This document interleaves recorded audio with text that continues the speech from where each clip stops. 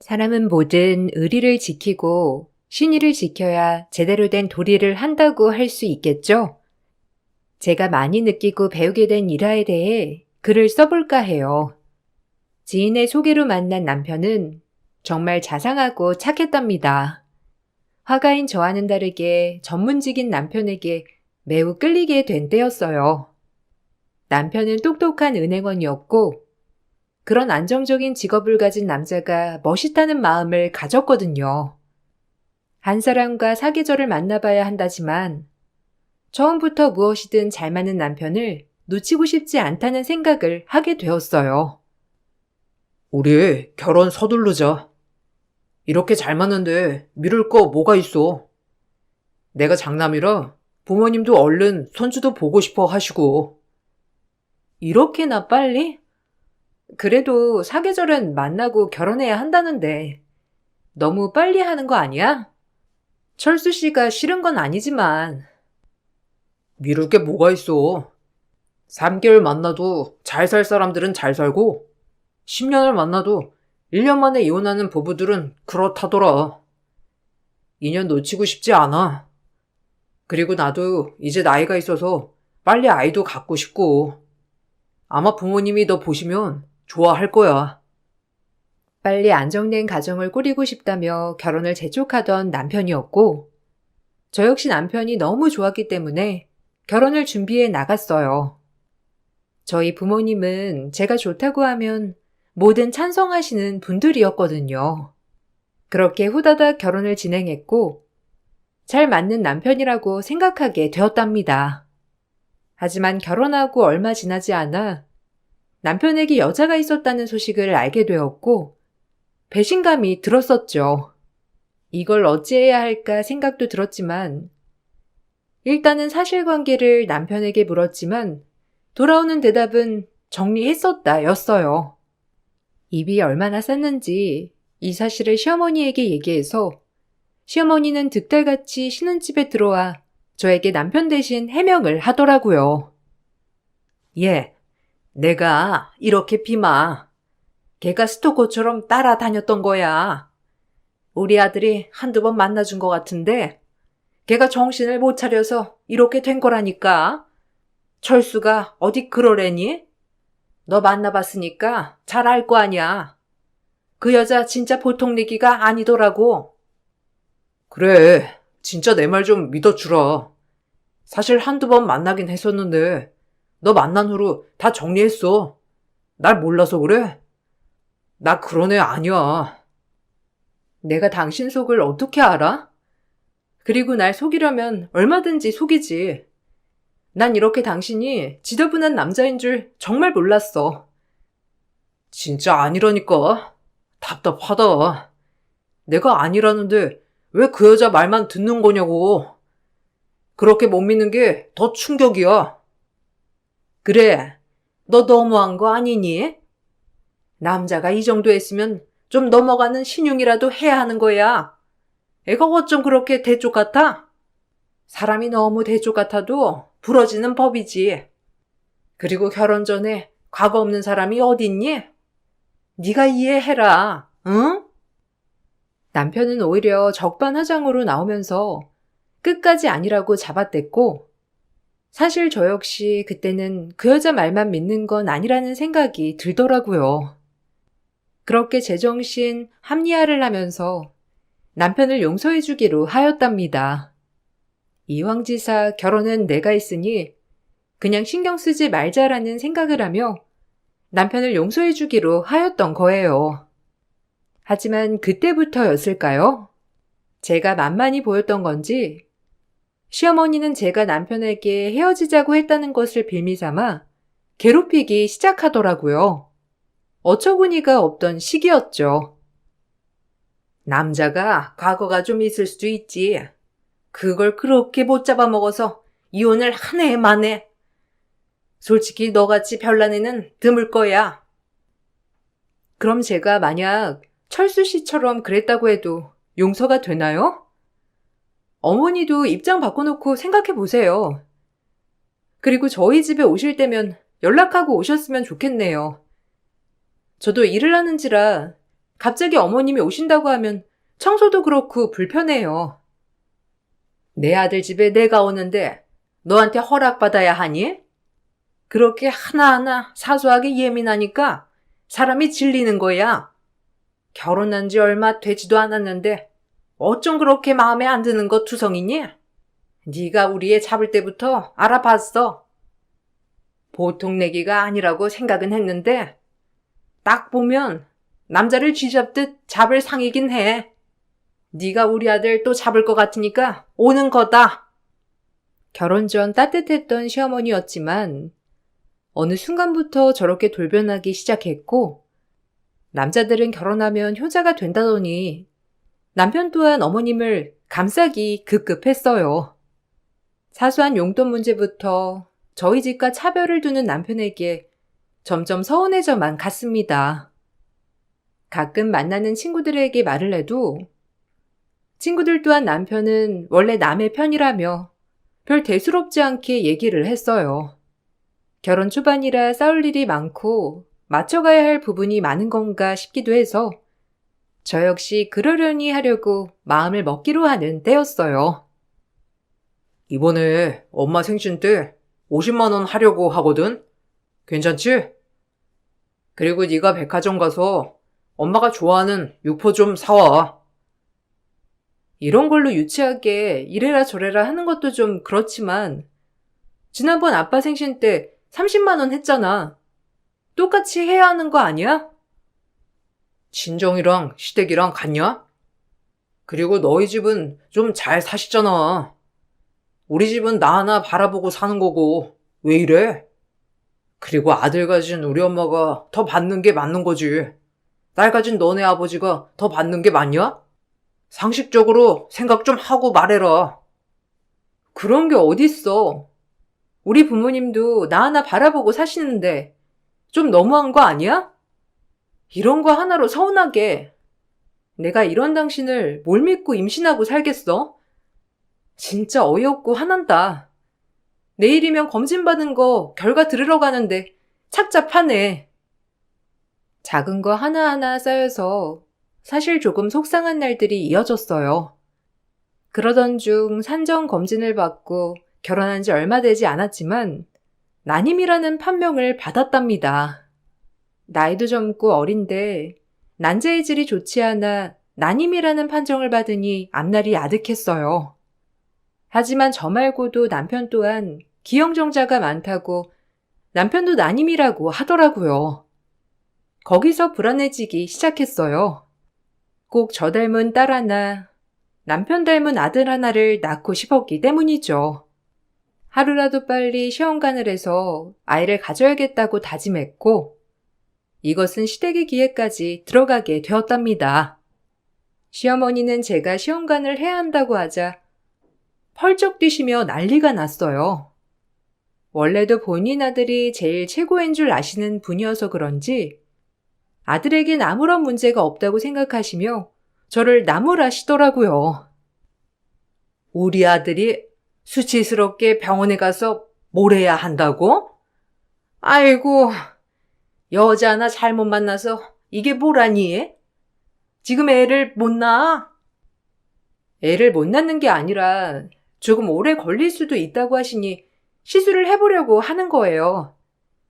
그리고 뭐 어머님이 그렇게 생각하시는 건 당연할 수도 있지만 그래도 어머님이 그렇게 말씀하시니까 좀 속상하네요.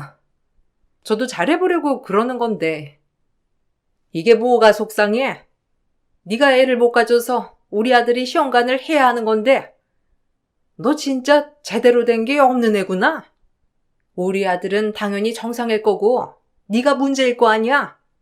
너 그림 그린답시고 물감 만지고 이래서 몸 애자 된 거 아니니?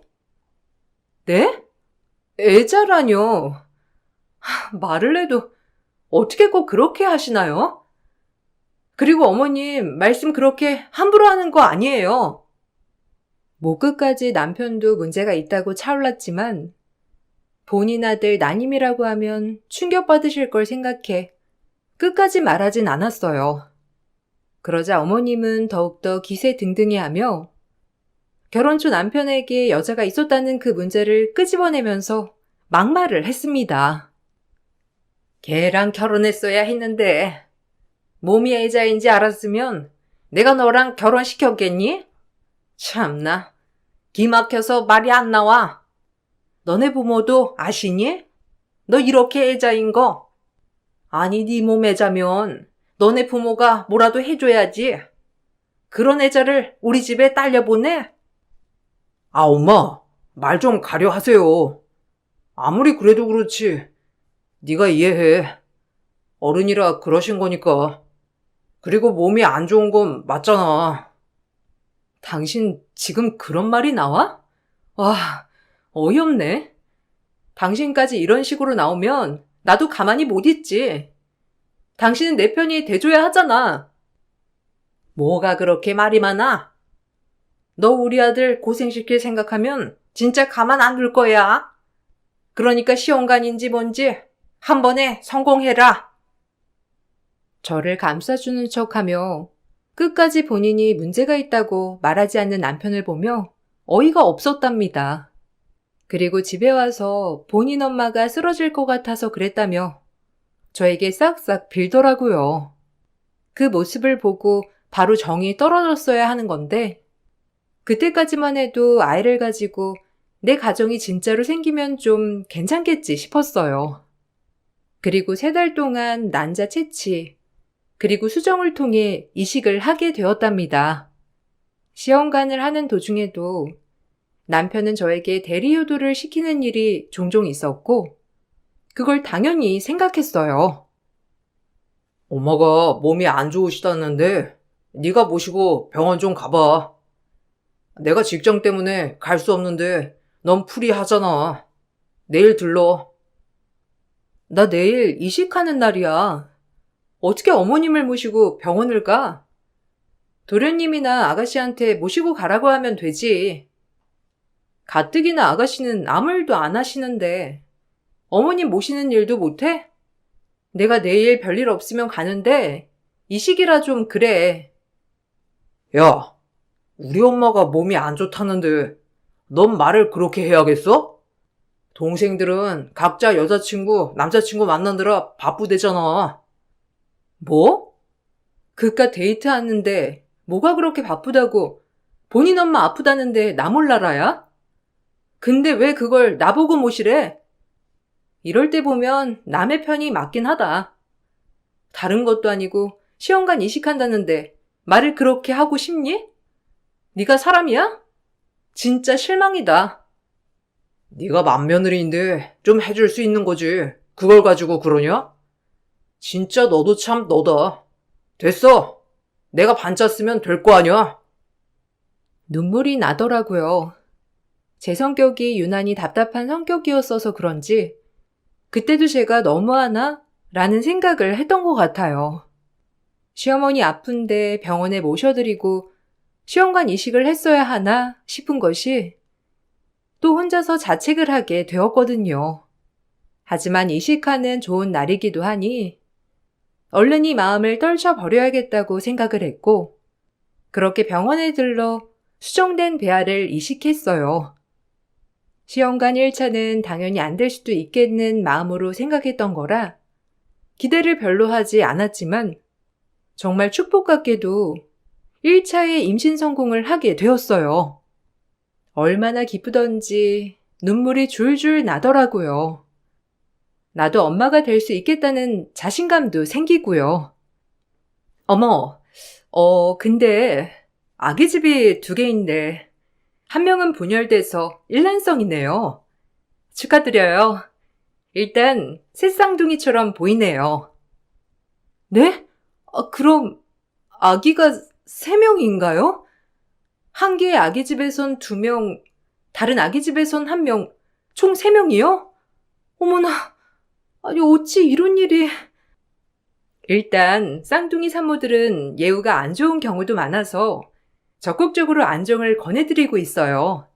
어쨌든 축하드립니다. 근데 아빠는 안 오셨네요?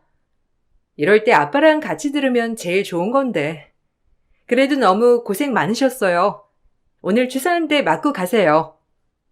하나도 감사한데 셋이나 가지게 되었어요. 사실 기쁨보다도 걱정이 앞선 것도 사실이었지만 그래도 이것이 내 운명이려니 생각하자 기분이 참 좋더라고요.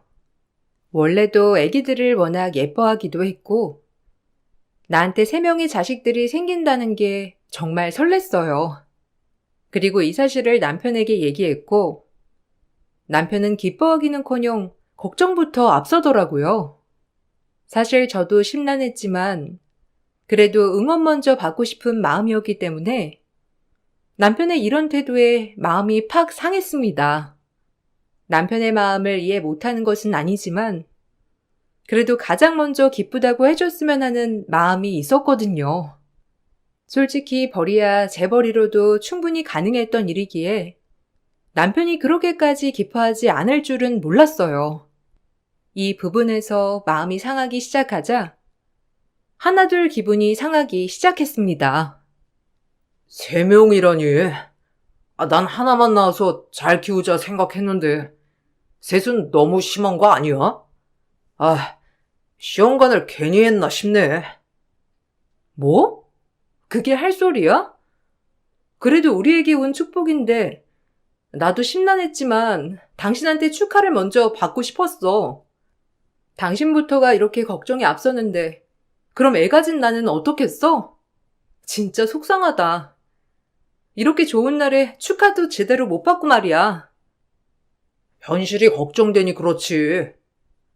혹시 너희 집에서 뭐라도 안 해주시려나? 그래도 너 외동딸이고 넉넉히 사시잖아. 내 벌이로도 충분히 우리 가족 먹고 살 수 있어.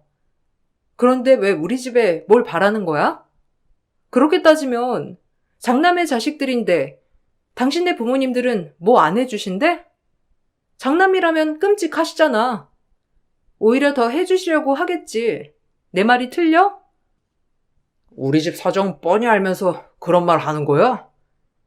너희 집이랑 우리 집이랑 같냐? 우리 엄마는 못 해주시는 거지. 그리고 넌 외동딸이고 너네 부모님이 널 그렇게 끔찍이 아끼는데 당연히 뭐 해주실 거라고 생각이 들지 않겠어? 생각 좀 하고 말해. 너나 생각하고 말해. 진짜 막말 나오게 하네. 나 진짜 엄청 참고 있거든. 결혼 때부터. 그러니까 내 기분 상하게 좀 하지 마. 남편의 말에 정말 이마를 탁 치게 되었어요. 늘 실망만을 했지만 이번 일로 정말 큰 실망을 하게 되었고 앞길이 착잡했어요. 하지만 임신 소식을 친정에서 알게 되곤 친정 부모님들은 눈물을 흘리며 저를 축복해 주셨답니다. 아빠는 하나도 아니고 손주 셋이 생기는 거냐며 제일 좋아하셨고 무슨 생각에 잠기셨는지 한참 생각하시다가 저희에게 고마운 제안을 해주셨어요. 친정 부모님들에게 손을 벌리지 않고도 살 수 있었지만 친정 부모님은 그저 딸인 제가 걱정이 되어 제안을 해주신 거예요. 너희 신혼집 말이야. 아직 결혼한 지 오래되진 않았지만 지금은 둘이 살기 좋은데 이제 애들도 태어나면 너무 좁지 않겠냐? 원래도 해주려고 했는데 미리 좀 해주면 좋겠다 싶어서. 그 분당에 42평짜리 아파트 알지? 거기로 들어가. 에? 그거 아빠랑 엄마 노후에 이사 가려고 했던 거잖아. 괜찮아. 지금 집에서도 충분히 키울 수 있어. 무리하지 마. 아래비가 손주들한테 미리 주고 싶어서 그래. 넓은 데서 노는 게 아무래도 낫지. 애들 크면 방 1개씩은 줘야 할 텐데. 원래도 그 집을 너희한테 주면 어떨까 했는데 딱이어서 그래. 어차피 너희도 당분간만 거기에 사는 걸로 한 거잖아. 아유, 됐어요. 그거 내 앞으로 돌려놓으면 또 양도소득세 뭐해. 돈이 더 나가지. 괜찮으니까 신경 쓰지 마셔. 할애비가 그 정도 못 해줄까? 너넨 그냥 이사 준비만 해. 아무것도 걱정 없게 아빠가 싹 준비해 놓을 테니까 알겠지? 그래, 아빠 말대로 해. 하나도 아니고 셋이서 낳는데 더 큰 집에서 살아야지. 엄마도 아빠 말에 찬성이야. 그렇게 해. 새쌍둥이 소식에 아빠가 신혼집을 흔쾌히 주신다고 하셨고, 극구 거절했지만 아빠의 고집은 말릴 수가 없었어요. 이 사실을 남편이 듣고는 역시나 입이 찢어져서 대뜸 받겠다고 했죠. 마음은 너무 불편했지만 아이들을 넓은 집에서 뛰어놀게 하고 싶은 마음도 있던 터라 염치불구하고 친정아빠의 선물을 받기로 했답니다. 그리고 이사는 일사천리로 이루어졌어요. 모든 서류적인 부분은 아빠가 다 알아서 처리해 주어서 신경 쓸 일이 전혀 없더라고요. 배가 더 나오기 전에 이사도 마쳤고, 남편도 큰 집으로 이사 오고 나니 힘들겠다는 말도 쏙 들어가게 되었죠. 그리고 며칠 후 밥을 잘못 먹었는지 허튼 소리를 하더라고요. 내가 이 집에서 몇 주 살아보니까 도저히 안 되겠더라. 아무래도 장남인데 내가 이 큰 집에서 혼자 이러는 게 죄송해. 누구한테? 그리고 무슨 말이 하고 싶은 건데? 나 당신이 가끔 이럴 때마다 진짜 무서워. 무슨 소리 할까 겁도 나고. 엄마네 집 50년도 넘었잖아. 아무래도 우린 젊으니까 우리가 그 집으로 들어가고 이 큰 집에서 우리 부모님 살게 하는 게 어떨까? 장남인 내가 죄송스러워서 어떻게 새 집에 살아. 나 우리 부모님 생각나서 호요식하고 못 살 것 같아. 엄마네 집도 옛날 집이지만 크기도 하니까 우리 애들 키우는데 문제 없을 거야. 우리 엄마 최신식 집에서 살아봐야지. 그럼 난? 이 집을 우리 부모님이 날 위해서 해주신 건데, 이 집을 너네 부모님 드리자는 게 정상적인 사고 방식이니? 아니, 어머님이 그러자셔? 진짜 뭐 이런 염치대가리 없는 놈이 다 있어? 아, 진짜 정 떨어지게 하네, 아침부터? 당신 말 못 들은 걸로 할게. 진짜 도라이인 줄 알았답니다. 내가 알던 남자가 맞는지 싶으면서 여태까지 내가 뭘 위해 이 가정을 지키려 했는지 모르겠더라고요. 이렇게 마마보이에 자기네 식구들밖에 모르는 남편에게 온정이 다 떨어지게 되었고, 저 역시 이대로 있으면 안 될 것 같다는 생각을 가장 먼저 하게 되었어요. 아이들이 뱃속에 있으니 독해지면서 무서울 게 없는 마음이 들더라고요. 부모한테 잘하면 자식한테도 그게 돌아오는 거라니까. 그리고 우리 엄마 진짜 고생하면서 살았단 말이야. 이해해줘. 그래? 진짜 그렇게 생각해? 그럼 어쩔 수 없지. 당신 뜻이 그렇다면. 나도 우리 아빠한테 죄송해서 남편 놈 버려야겠다. 뭐? 장난 아니야. 무슨 말을 그렇게 살벌하게 해? 그리고 장남이 부모님 챙기는 건 당연한 건데 그냥 기분 좋게 바꾸자. 사실 엄마한테 다 말씀드렸어. 일단 엄마가 이 집에서 며칠 지내보시고 판단하신다고 했거든? 이따 이리로 오실 거야. 뭐라고? 아, 진짜. 이걸 맘대로 이렇게 판단하고 결정하네? 여기가 니네 집이야? 나 도저히 너 같은 인간이랑 못 살아. 말이 끝나기가 무섭게 시어머니가 보따리 싸들고 저희 집에 오셨고, 그 길로 전 이 남자를 버려야겠다고 생각했어요. 그리고 제 말끝에 남편은 이게 장난이 아니란 걸 다 느끼고 깨달았는지 시어머니와 함께 두 모자 울부짖으며 빌더라고요. 사실 남편네는 지질이 가난했고 전문직이라고 하지만 버는 수입 전부를 시댁에게 도움을 주고 있었답니다. 제가 그림을 팔아 얻은 돈으로 생활을 해나갈 수 있었기 때문에 그렇게 살아가고 있었는데 이혼을 하자고 하니 아차 싶었던 거예요. 그동안 내가 이게 맞는 건지 아닌 건지 긴가민가 하면서 계속 참았는데 진짜 이렇게는 못 살겠다. 애고 나발이고 이혼해. 그리고 이 집에서 당장 나가주세요, 모두. 아빠가 선물로 준 제 집이니까 당장 나가라고요. 내가 참고 살려고 했는데 도저히 안 되겠어. 나한테 대리어도 바라는 너 같은 인간은 그냥 혼자 살아야 돼. 누구 신세를 망치려고 나랑 결혼한 거니? 아니, 얘가 갑자기 왜 이래? 우리 아들이 부모를 위한 것도 죄가 되니? 너 참 그렇게 안 봤는데 엄청 차갑구나. 제가 차갑다고요? 아들이 아무리 철이 없는 소리를 해도 그렇지. 친정 부모님이 딸 편하게 살라고 준 집을 기어이 바꾸고 싶으세요? 사돈 내복이 안 창피한가요? 난 내 애들이랑 나를 위해서도 당신이랑 이혼해야겠으니까 그리 알아. 이혼은 누구네 집 애 이름이냐? 네가 애새 때리고 어떻게 산다는 거야? 애들만 불쌍하지. 이혼녀 돼야겠어? 가뜩이나 애도 못 낳는 거 내가 봐줘가지고 시험관하게 했더니 이제 애 가지니까 이혼을 해? 우리한테 그럼 위자료 내놔. 너 임신도 못해서 나한테 정신적으로 상처 입혔으니까 그 무엇이냐?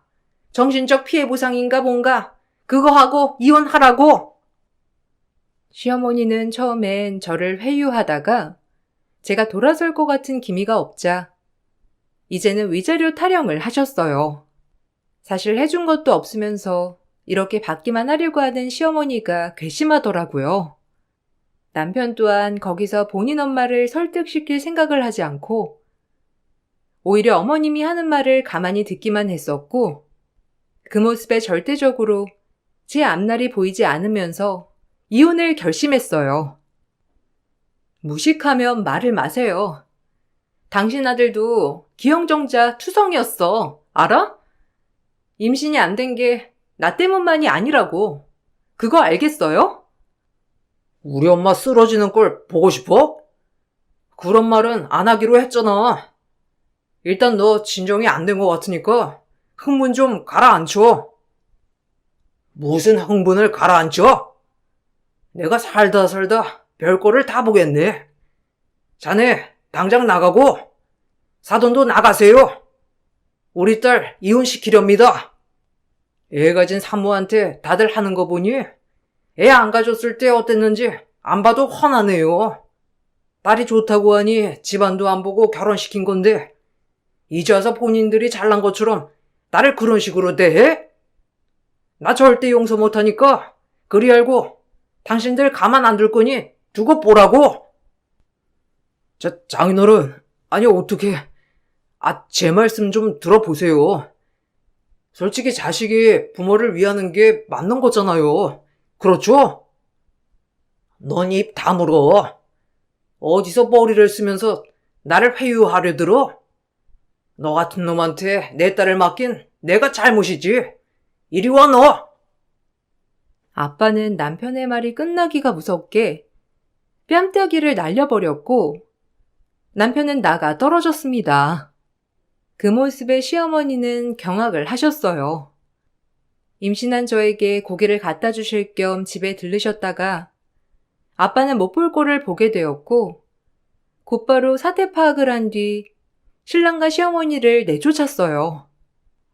시어머니는 그제야 아차 싶었는지 궤변만 줄줄이 늘어놓았지만 아빠한테 통하지 않는 말이나 다름없었어요.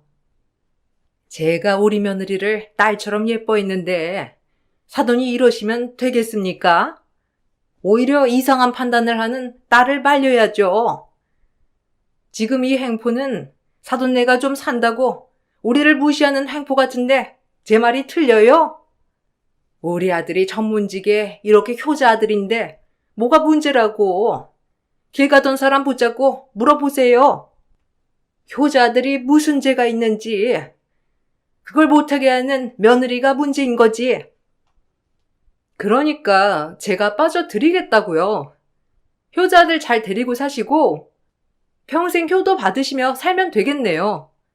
저는 더 이상 못하겠으니까. 더 이상 말이 통하지 않는 남편과 시어머니를 내쫓고 그간 있었던 일을 아빠에게 모조리 말해 주었답니다. 아빠는 열불이 난 채로 당장 이혼을 시킬 거라고 하셨고, 뒤이어 이혼 소송을 걸었어요. 전 그날의 충격 때문인지 새 쌍둥이에서 자연적으로 한 명이 도태되었다고 하더라고요. 그래서 일란성 쌍둥이만 배에 품게 되었답니다. 임신한 몸으로 이혼 소송을 하는 것이 힘들었지만 오히려 정신적으로는 정말 해피했어요. 이혼 소송을 하면서 알게 된 사실인데 남편은 뒤에서 결혼 초 문제됐던 여자를 만나고 있었답니다. 심각한 단계는 아니었지만 저와 그 여자 사이에서 계속 저울질을 했던 걸로 보였고 마침내 그 여자도 이 사실을 알게 되었어요. 제가 이혼 소송을 걸자마자 남편은 본인 부모를 봉양할 그 여자를 찾아가서 애걸복걸 했다고도 했어요. 결혼 전에 나랑 결혼하자고 그렇게 난리를 치더니 결국 부자 여자로 갈아타? 그래놓고선 계속 나밖에 없다는 말로 사람 흔들어 놓고 이제 와서 이혼당하게 생겼으니 네 부모 봉양해줄 나한테 연락했니? 한두 번은 실수였지만 이젠 실수 아니거든. 나 너 같은 애 못 만나. 내가 미쳤지. 너 같은 애한테 빠져 살았다니. 모르셨죠? 결혼하고 나서도 계속해서 저한테 연락했어요. 그때까지도 그쪽이랑 저랑 저울질하면서 분위기만 살핀 것 같은데 전 그걸 알면서도 미련하게 사실 받아줄 생각을 했었죠. 역시 느낌이 쎄하더라니만. 넌 그냥 우리 집이 좀 사니까 나랑 결혼한 건데 우리 집이 그렇게 돈을 안 푸니까 계속해서 양다리를 걸치고 있었던 거구나? 근데 그쪽도 저랑 결혼한 거 알았으면서 계속 연락을 했던 건 똑같은 인간이네요? 저 남자의 말을 믿었으니까요. 나한테 돌아오겠다는 말로 늘 회유했다고요. 결국엔 다 거짓말이었고 지 부모를 봉양할 여자를 찾은 거였지만 어쨌든 그쪽한텐 죄송하게 생각해요. 같은 여자로서 상심이 얼마나 크실지 이제 깨달았어요. 그럼 벌을 받아야죠. 이유야 어찌됐건 상간녀나 다름없으니. 그쪽한테도 위자료 청구하겠어요. 돈으로 보상해요, 그냥. 제 말에 그 여자도 할 말을 잃은 듯 보였고 그 여자는 본인도 피해자라고 억울해하는 것 같았으나 제 눈엔 똑같아 보이더군요. 그렇게 상간녀 위자료 소송까지 걸었답니다. 그 여자의 등장으로 저에게 이혼 소송은 더 유리해졌어요. 남편의 외도와 경제적인 무능함까지 더해져 이혼 소송에서 승소할 수 있었고 결혼한 지 얼마 되지 않았던 부분이었기에 위자료는 많이 받지는 못했답니다. 그리고 상간녀에게도 손해배상 청구를 하여 위자료를 챙길 수 있었어요. 남편은 결국 본인을 모셔줄 두 여자를 잃은 셈이나 다름없었고 끝까지 저에게 아니라고 뻔뻔하게 잡아떼며 애를 걸고 넘어지는 모습을 보여주었죠. 너 쌍둥이 혼자 키울 수 있어? 셋은 이제 아니더라도 둘이나 있는데 그래도 태어날 애들이 아빠 없는 건 불쌍하잖아. 없어도 돼. 너 없어도 우리 부모님도 계시고 너보다 능력 있는 엄마가 있으니 행복하게 클 수 있을 거야. 걱정 마. 진짜 독하다. 애들한테 아빠 없는 자식을 만들어주다니. 네가 원하면 부모님이랑 연락을 덜 해보도록 할게. 이제 늦었어. 내가 언제 부모님 아예 보지 말라고 했니? 넌 그 선을 넘어버린 거야. 평생 부모나 봉양하고 살아. 그제야 반성을 하는 남편이었지만 씨알도 안 먹히는 소리였고 진짜 반성인지도 의문이 들었어요. 이유와 어찌됐건 이 일로 전 본인은 가만히 있지만 대리효도를 바라는 효자 남편에게 벗어나게 되었고 남편은 이런 이유 때문에 이혼을 당한 것이 회사에 소문이 났다고 하더라고요. 그 상간녀라는 여자가 알고 보니 같은 은행에 다녔었던 여자였기에 소문이 났던 것 같아요. 돈도 돈이지만 얼마나 창피했는지 남편 또한 지점 이동을 신청해 놓은 상태라고 했습니다. 그 뒤로 시어머니는 안 되겠는지 저를 찾아와서 구구절절 본인의 스토리를 얘기하며 제 마음을 돌리려 애를 쓰시더라고요. 내가 빠져주마. 너희 사는데 내가 안 가면 되지? 그냥 장남이고 우리 아들이니 그랬던 건데 나도 독립한 아들을 너무 품에 넣으려고 했던 죄다. 그러니까 다시 우리 아들이랑 합치고 애들 낳고 행복하게 살아. 그게 행복이지. 아니요. 이미 여자도 있던 남편이었는데 제가 어떻게 신뢰가 가겠어요. 이혼소송 아니었으면 여자가 있는 줄도 몰랐을 텐데 안 그런가요? 이미 신뢰를 저버린 건 남편이니까 절대 못 살아요. 애들도 아빠 없는 게 훨씬 나을 거니까 걱정 마시고 돌아가세요. 그러니까 다 큰 자식, 왜 이렇게 품 안에 넣으려고만 하셨어요? 저도 누군가의 딸이고 자식인데 그런 생각은 안 해보셨는지. 됐고 돌아가세요. 더 이상 드릴 말씀 없습니다. 다시 한번 저희 집 찾아오면 그땐 접근금지 신청하겠어요.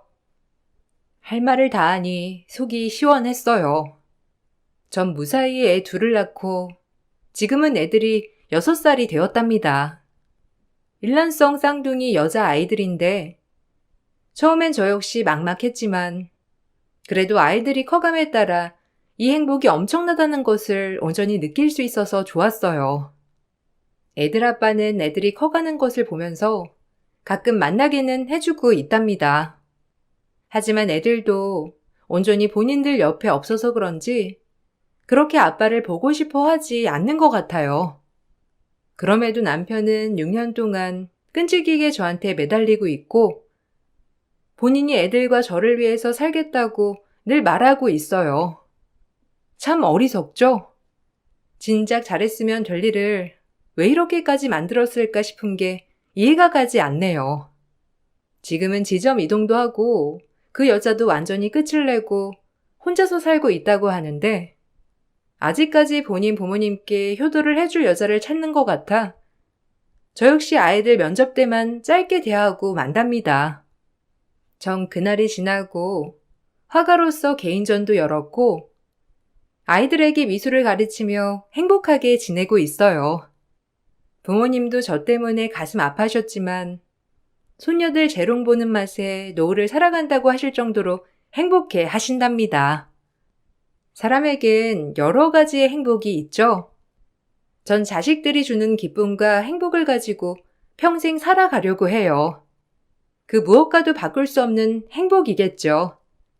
이 글을 쓰면서 더욱더 부끄럽지 않은 엄마가 되겠다고 다짐이 드네요. 여러분들도 응원해 주시면 감사하겠습니다. 여러분들도 언제나 행복하시길 제가 진심으로 기원하면서 글을 마쳐볼게요. 안녕하세요. 작은 제조회사를 운영하고 있는 여성입니다. 회사는 원래 엄마가 수십 년 동안 운영을 하시다가 돌아가시게 되면서 제가 물려받게 되었는데요. 요즘 주변에서 돌아가신 엄마를 많이 닮았다는 소리를 들을 때마다 뿌듯하고 그리운 마음이 많이 들더라고요. 엄마가 돌아가시고 난 후에 여러 일들이 많았지만 정신없이 일에 집중하면서 잊어버리고 있었는데요.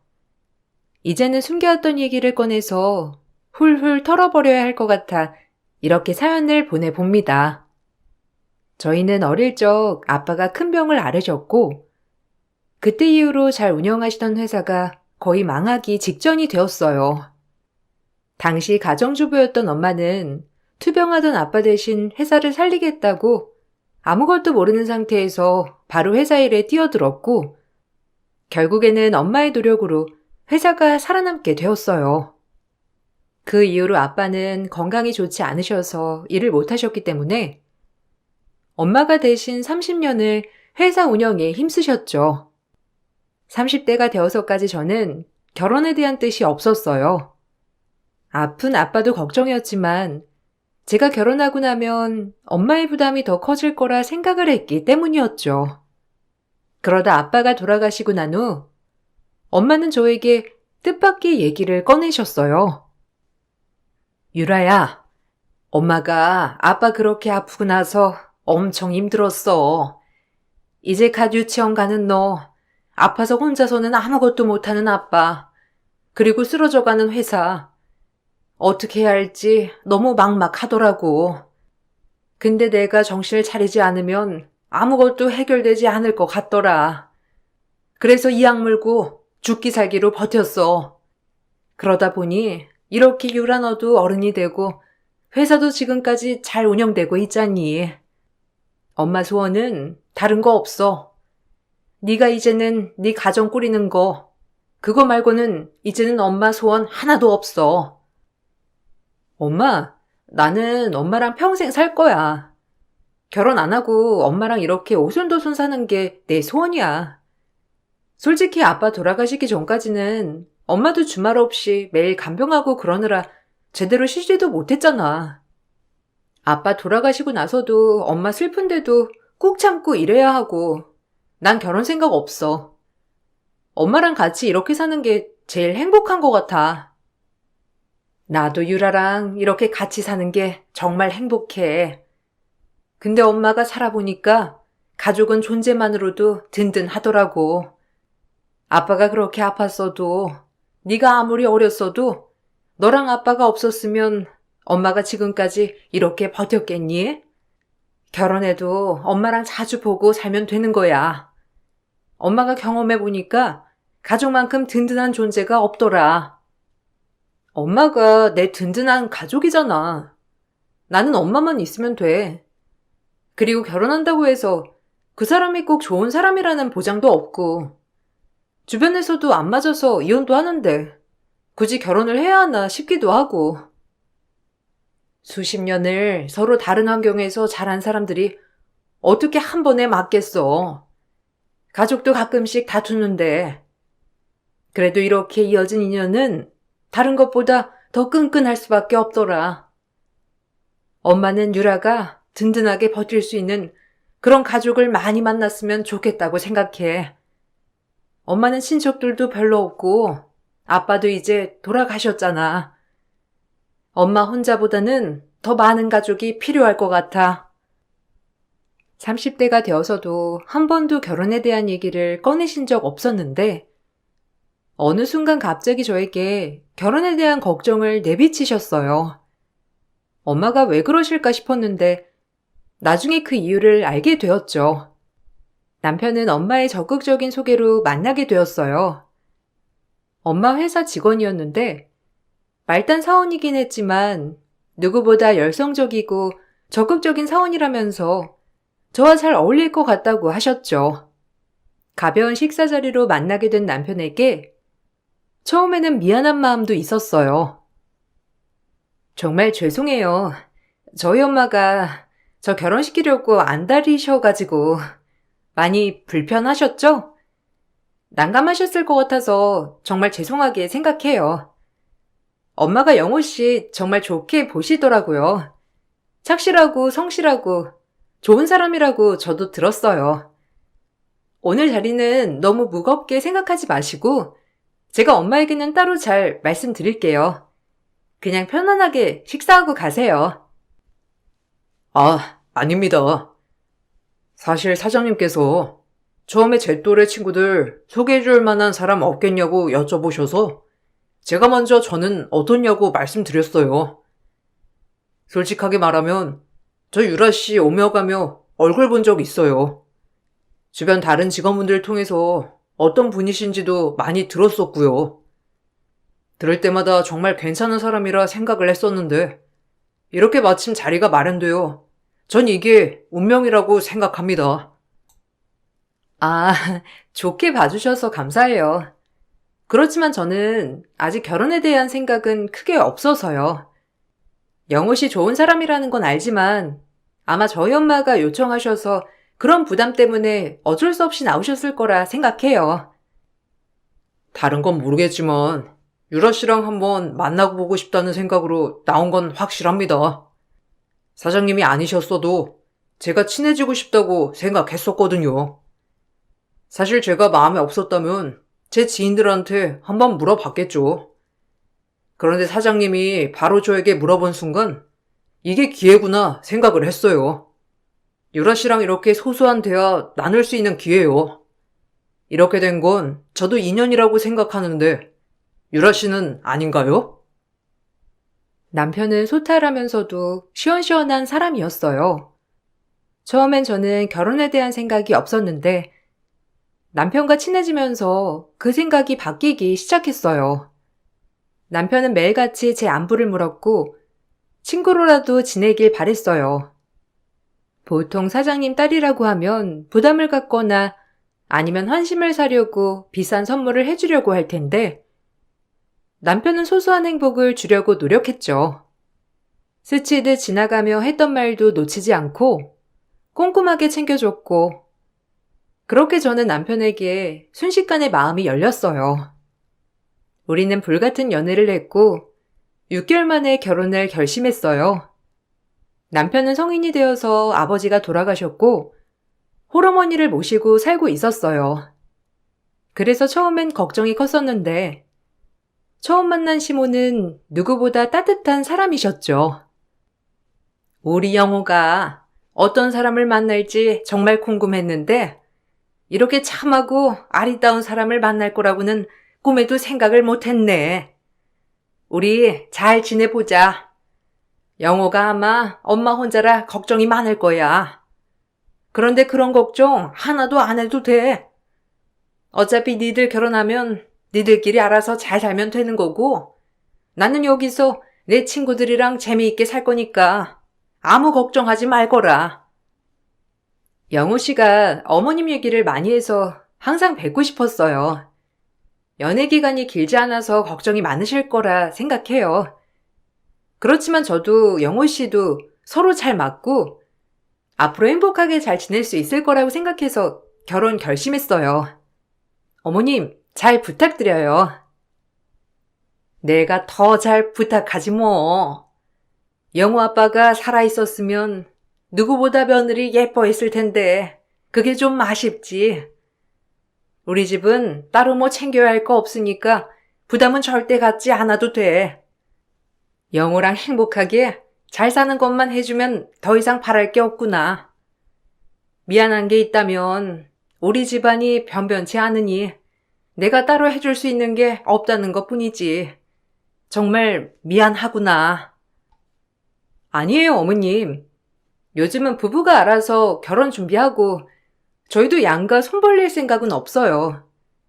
사실 저희 집에서 많이 도와주겠다고 하셨는데 영호 씨는 그게 부담스러울 것 같다면서 저희 엄마 따로 만나서 이미 말을 했더라고요.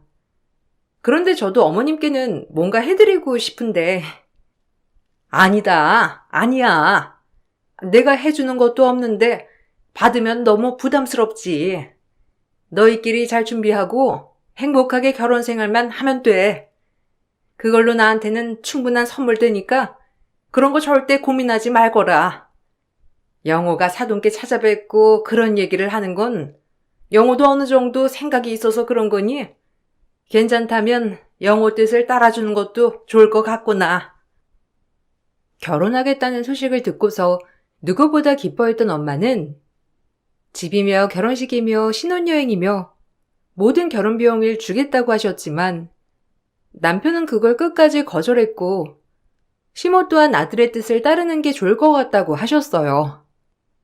주변에서도 사실 말단 사원과 사장딸이 결혼한다는 소식이 들렸을 때 혹시나 재산 때문에 하는 건 아닐까 하는 소문들도 있었지만 결혼 준비를 남편과 반반으로 나눠 준비한다는 소식이 들리고서는 다들 대단하다고 남편을 칭찬했죠.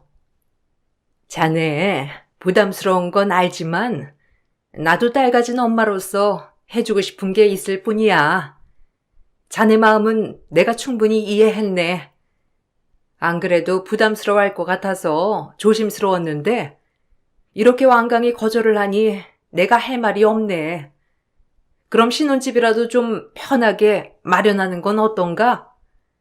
내가 뭘 바래서 그런 게 아니라 우리 딸 편하게 좀 시작을 하면 좋을 것 같아서. 어머님, 저희 둘 사는 집이면 이 정도 평수면 괜찮습니다. 거기다가 제가 모은 돈으로도 충분하고요. 어머님이 보시기에는 부족하다 보이실 수 있지만 제 능력으로는 이 정도면 충분한 것 같습니다. 어머님께 손을 벌리지 않고 싶은 마음은 확실합니다. 딸을 시집 보내면서 더 잘해주고 싶으시겠지만 저희는 이 정도면 충분히 잘 준비한 것 같아요. 정말 우리 딸 그대로를 좋아해줘서 고맙네. 사실 주변에서도 참 말이 많았어. 딸 선자리 주산해달라고 하니 다들 생각 없는 사람들만 소개를 해주니 어떻게 해야 하나 싶었는데 자네를 만나게 돼서 우리 딸도 행복하게 잘 살 수 있을 것 같아. 다른 건 몰라도 유라 씨 행복하게 해줄 자신은 있어요. 물론 어머님 도움받아서 비교도 안 될 정도로 잘 갖춰 시작을 할 수도 있겠지만 그것보다는 저희가 살아가면서 소소하게 하나하나 갖춰나가는 재미 느끼며 살고 싶어요. 저도 그렇지만 유라 씨도 같은 마음이고요. 어머님께서는 그저 저희가 잘 사는 거 보시고 행복을 느껴주시면 좋을 것 같아요. 저희가 짧게 만나긴 했지만 누구보다 서로 사랑하는 마음으로 결혼까지 결심한 거예요. 저희는 작은 전셋집을 얻어 신혼집을 차리게 되었어요. 그런데 신혼생활이 시작되고 얼마 지나지 않아 청천벽력 같은 소식을 듣게 되었죠. 바로 엄마가 큰 병에 걸리셨다는 거였어요. 당장 위험한 건 아니었지만 언제 돌아가셔도 이상하지 않을 정도로 몸이 많이 안 좋은 상황이셨어요. 처음 그걸 알고 나선 엄마를 찾아가 화를 내기도 했죠. 어떻게 나한테 한마디 말도 안 할 수가 있어? 그럼 그동안 출장이라고 했던 것도 엄마 치료 받으려고 그랬던 거야? 아니, 딸이 멀쩡히 있는데 어떻게 한마디 말도 안 하고 치료를 받을 수가 있냐고. 내가 나중에 알면 속상할 거라고는 생각 안 해봤어? 엄마, 왜 말을 안 했어? 많이 위험한 상태라며. 이럴 때일수록 내가 엄마 옆에 있어야지. 아이고, 걱정 안 해도 돼. 내가 너 이럴까 봐서 말을 못한 거야. 어차피 꾸준히 치료받아야 하고 치료만 잘 받으면 건강하게 살 수 있대. 지금은 좀 상황이 나빠지긴 했지만 그래도 앞으로 잘 관리하면 괜찮을 거니까 너무 걱정하지 마. 김서방한테도 너무 걱정하지 말라고 해. 네가 이렇게 울고불고 하면 얼마나 걱정하고 마음이 아프겠니? 아니, 지금 김서방 걱정할 때야? 내가 엄마 소식 듣고 얼마나 놀랬는지 알아? 언제부터 알게 된 건데. 보니까 우리 결혼하기 전부터 알고 있었던 것 같은데. 그래서 나한테 갑자기 결혼하라고 했던 거야? 엄마 상태가 그러면 내가 결혼을 안 했어야 맞는 거지. 이런 상황 속에서 어떻게 내가 행복하게 잘 지낼 수 있을 거라고 생각했어. 엄마가 그래서 너한테 말을 못했어. 언젠가 될지 모르지만 엄마가 아빠한테 가면 너 혼자서 얼마나 힘들까 싶어서 같이 기댈 수 있는 사람이 있었으면 참 좋겠다 싶었는데 마침 딱 네가 김서방이랑 결혼을 했잖니. 엄마가 너무너무 행복해 지금은. 만약에 너 혼자 여기 두고 갈 거였다면 엄만 편하게 눈도 못 감았을 거야. 엄마는 이미 몇 년 전부터 병이 진행되고 있다는 사실을 알고 계셨어요. 추적 관찰을 하던 도중에 병이 악화되었고 전 뒤늦게 엄마의 병을 알게 된 거였죠. 혼자서 그동안 치료를 받으셨을 생각하니 마음이 미어졌지만 엄마는 너무나 다행이라고 얘기하셨어요. 딸 혼자 두고 눈을 감을 생각하니 막막했는데 그래도 가족이 생겨 다행이라며 행복해 하셨죠. 남편에게 이 소식을 전하니 남편은 놀라지도 않더라고요. 아, 장모님 아프신 거? 그거 사실 나 알고 있었어. 요 근래에 일이 좀 바쁜데 출장을 자주 다니시더라고. 뭔 일이 있는 것 같다 싶어서 살짝 알아보긴 했는데 어쨌든 장모님이 아프신 거는 알고 있었어. 처음에는 내가 당신도 알아야지 않을까 싶어가지고 한번 말씀드려봤는데 나중에 알게 될 때까지 되도록 숨기고 싶다고 하셔서 당신한테 말은 못했어. 당신 알고 있었다고? 그러면 나한테 먼저 얘기를 했어야지. 어떻게 아무런 말도 안 해줘. 엄마가 혼자 치료받으러 다니느라 얼마나 힘들었겠어. 아무리 엄마 부탁이라고 해도 나한테 슬쩍 말해줄 수 있는 거잖아. 내가 얼마나 놀랐는데. 아, 당신이 힘들까봐 그러신 거야. 지금도 봐. 당신 아무것도 못하고 내내 울고만 있잖아. 장모님 누구보다 강하신 분이셔. 잘 이겨내실 거야. 지금도 꾸준히 치료받으시고 계시고. 그리고 당신이 이렇게 힘들어하면 장모님은 더 힘드셔. 이제 준비해야 한다는 건 알고 있지? 다시 재발하셨대. 당신도 마음 단단히 잡아. 엄마의 상황은 많이 좋지 않았어요. 몇 년 동안 추적 관찰하면서 치료를 꾸준히 받으셨지만 재발하셨고, 위치도 좋지 않아 심각한 상황이었죠. 그래도 그때까진 삶의 희망을 놓지 않으셨어요. 남편의 태도가 달라지기 시작한 건 그때쯤이었던 것 같아요. 회사 내부 승진이 있었는데, 그날 남편이 만취를 해서 집에 왔어요. 와서는 털어놓는 얘기에 전 너무나 기가 막혔죠.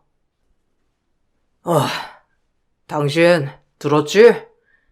오늘 회사에 승진 소식 있었다는 거. 요즘 장모님 옆에서 비서처럼 쫓아다니고 있으니까 당신이 잘 알겠네. 나 과장으로 승진했어.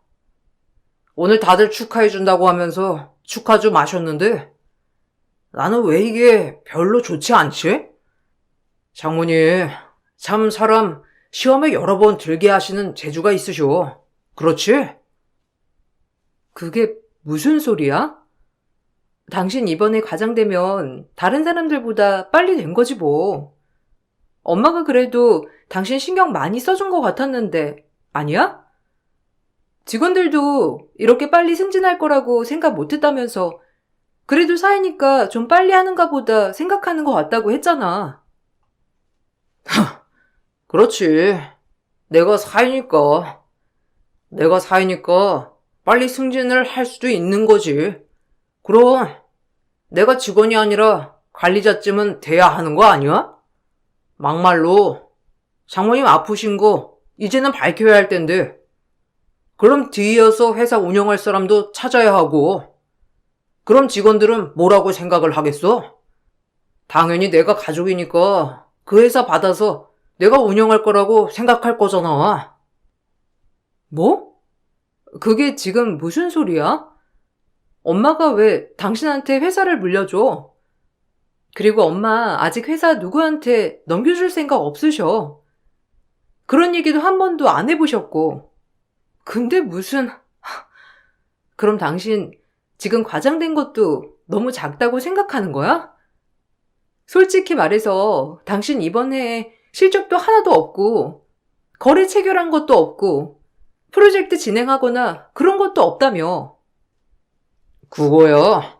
결혼 준비하면서 이것저것 신경 쓸 게 많으니까 그런 거였지.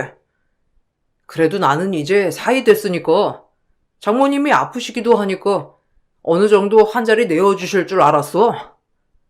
그런데 그 정도밖에 못 올려주시니 날 사이로 진짜 생각은 하시긴 하는 건가?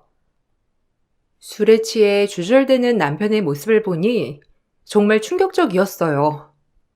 그렇게 결혼 준비할 때 지원해주겠다던 엄마의 말을 극구 거절하던 건실한 청년은 어디 가고 한 자리 차지하려고 기회만 엿보니 여우 같은 사람이 눈앞에 있었죠. 다음날 술이 깬 남편은 기억이 전혀 나지 않는다고 했지만 여전히 찜찜했어요. 그날 심어도 저에게 전화가 왔어요. 아가, 잘 지내고 있는 거니? 아무리 편안한 시댁이라고 하지만 그래도 소식은 좀 들려줘야지. 너무한 거 아니니? 내가 여태 기다리다가 하도 전화가 안 와서 너한테 내가 전화한 거야. 영호, 이번에 승진했다며?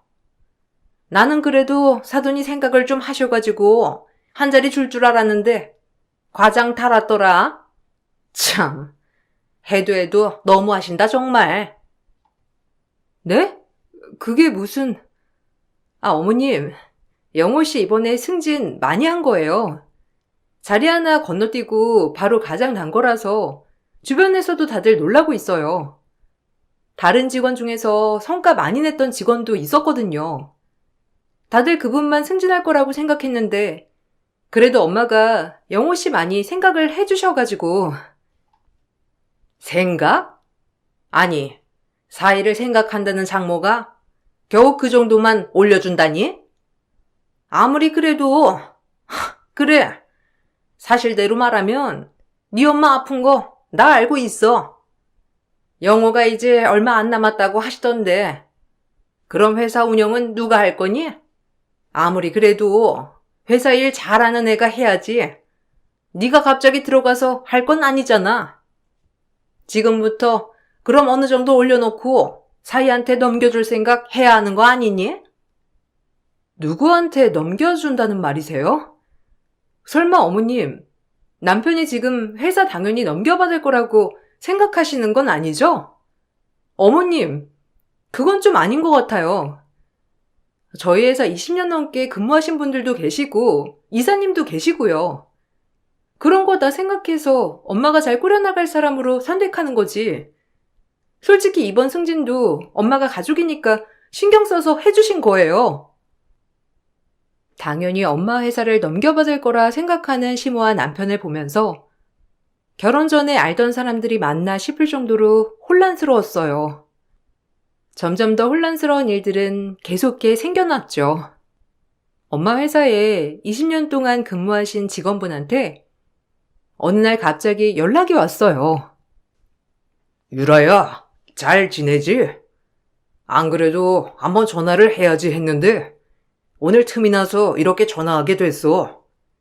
사실 사장님 얘기라 내가 급하게 너한테 뭐 좀 물어봐야 할 것 같아서 전화했는데 혹시 우리 회사 유란이 남편한테 넘긴다는 소문이 있던데 그게 사실이니?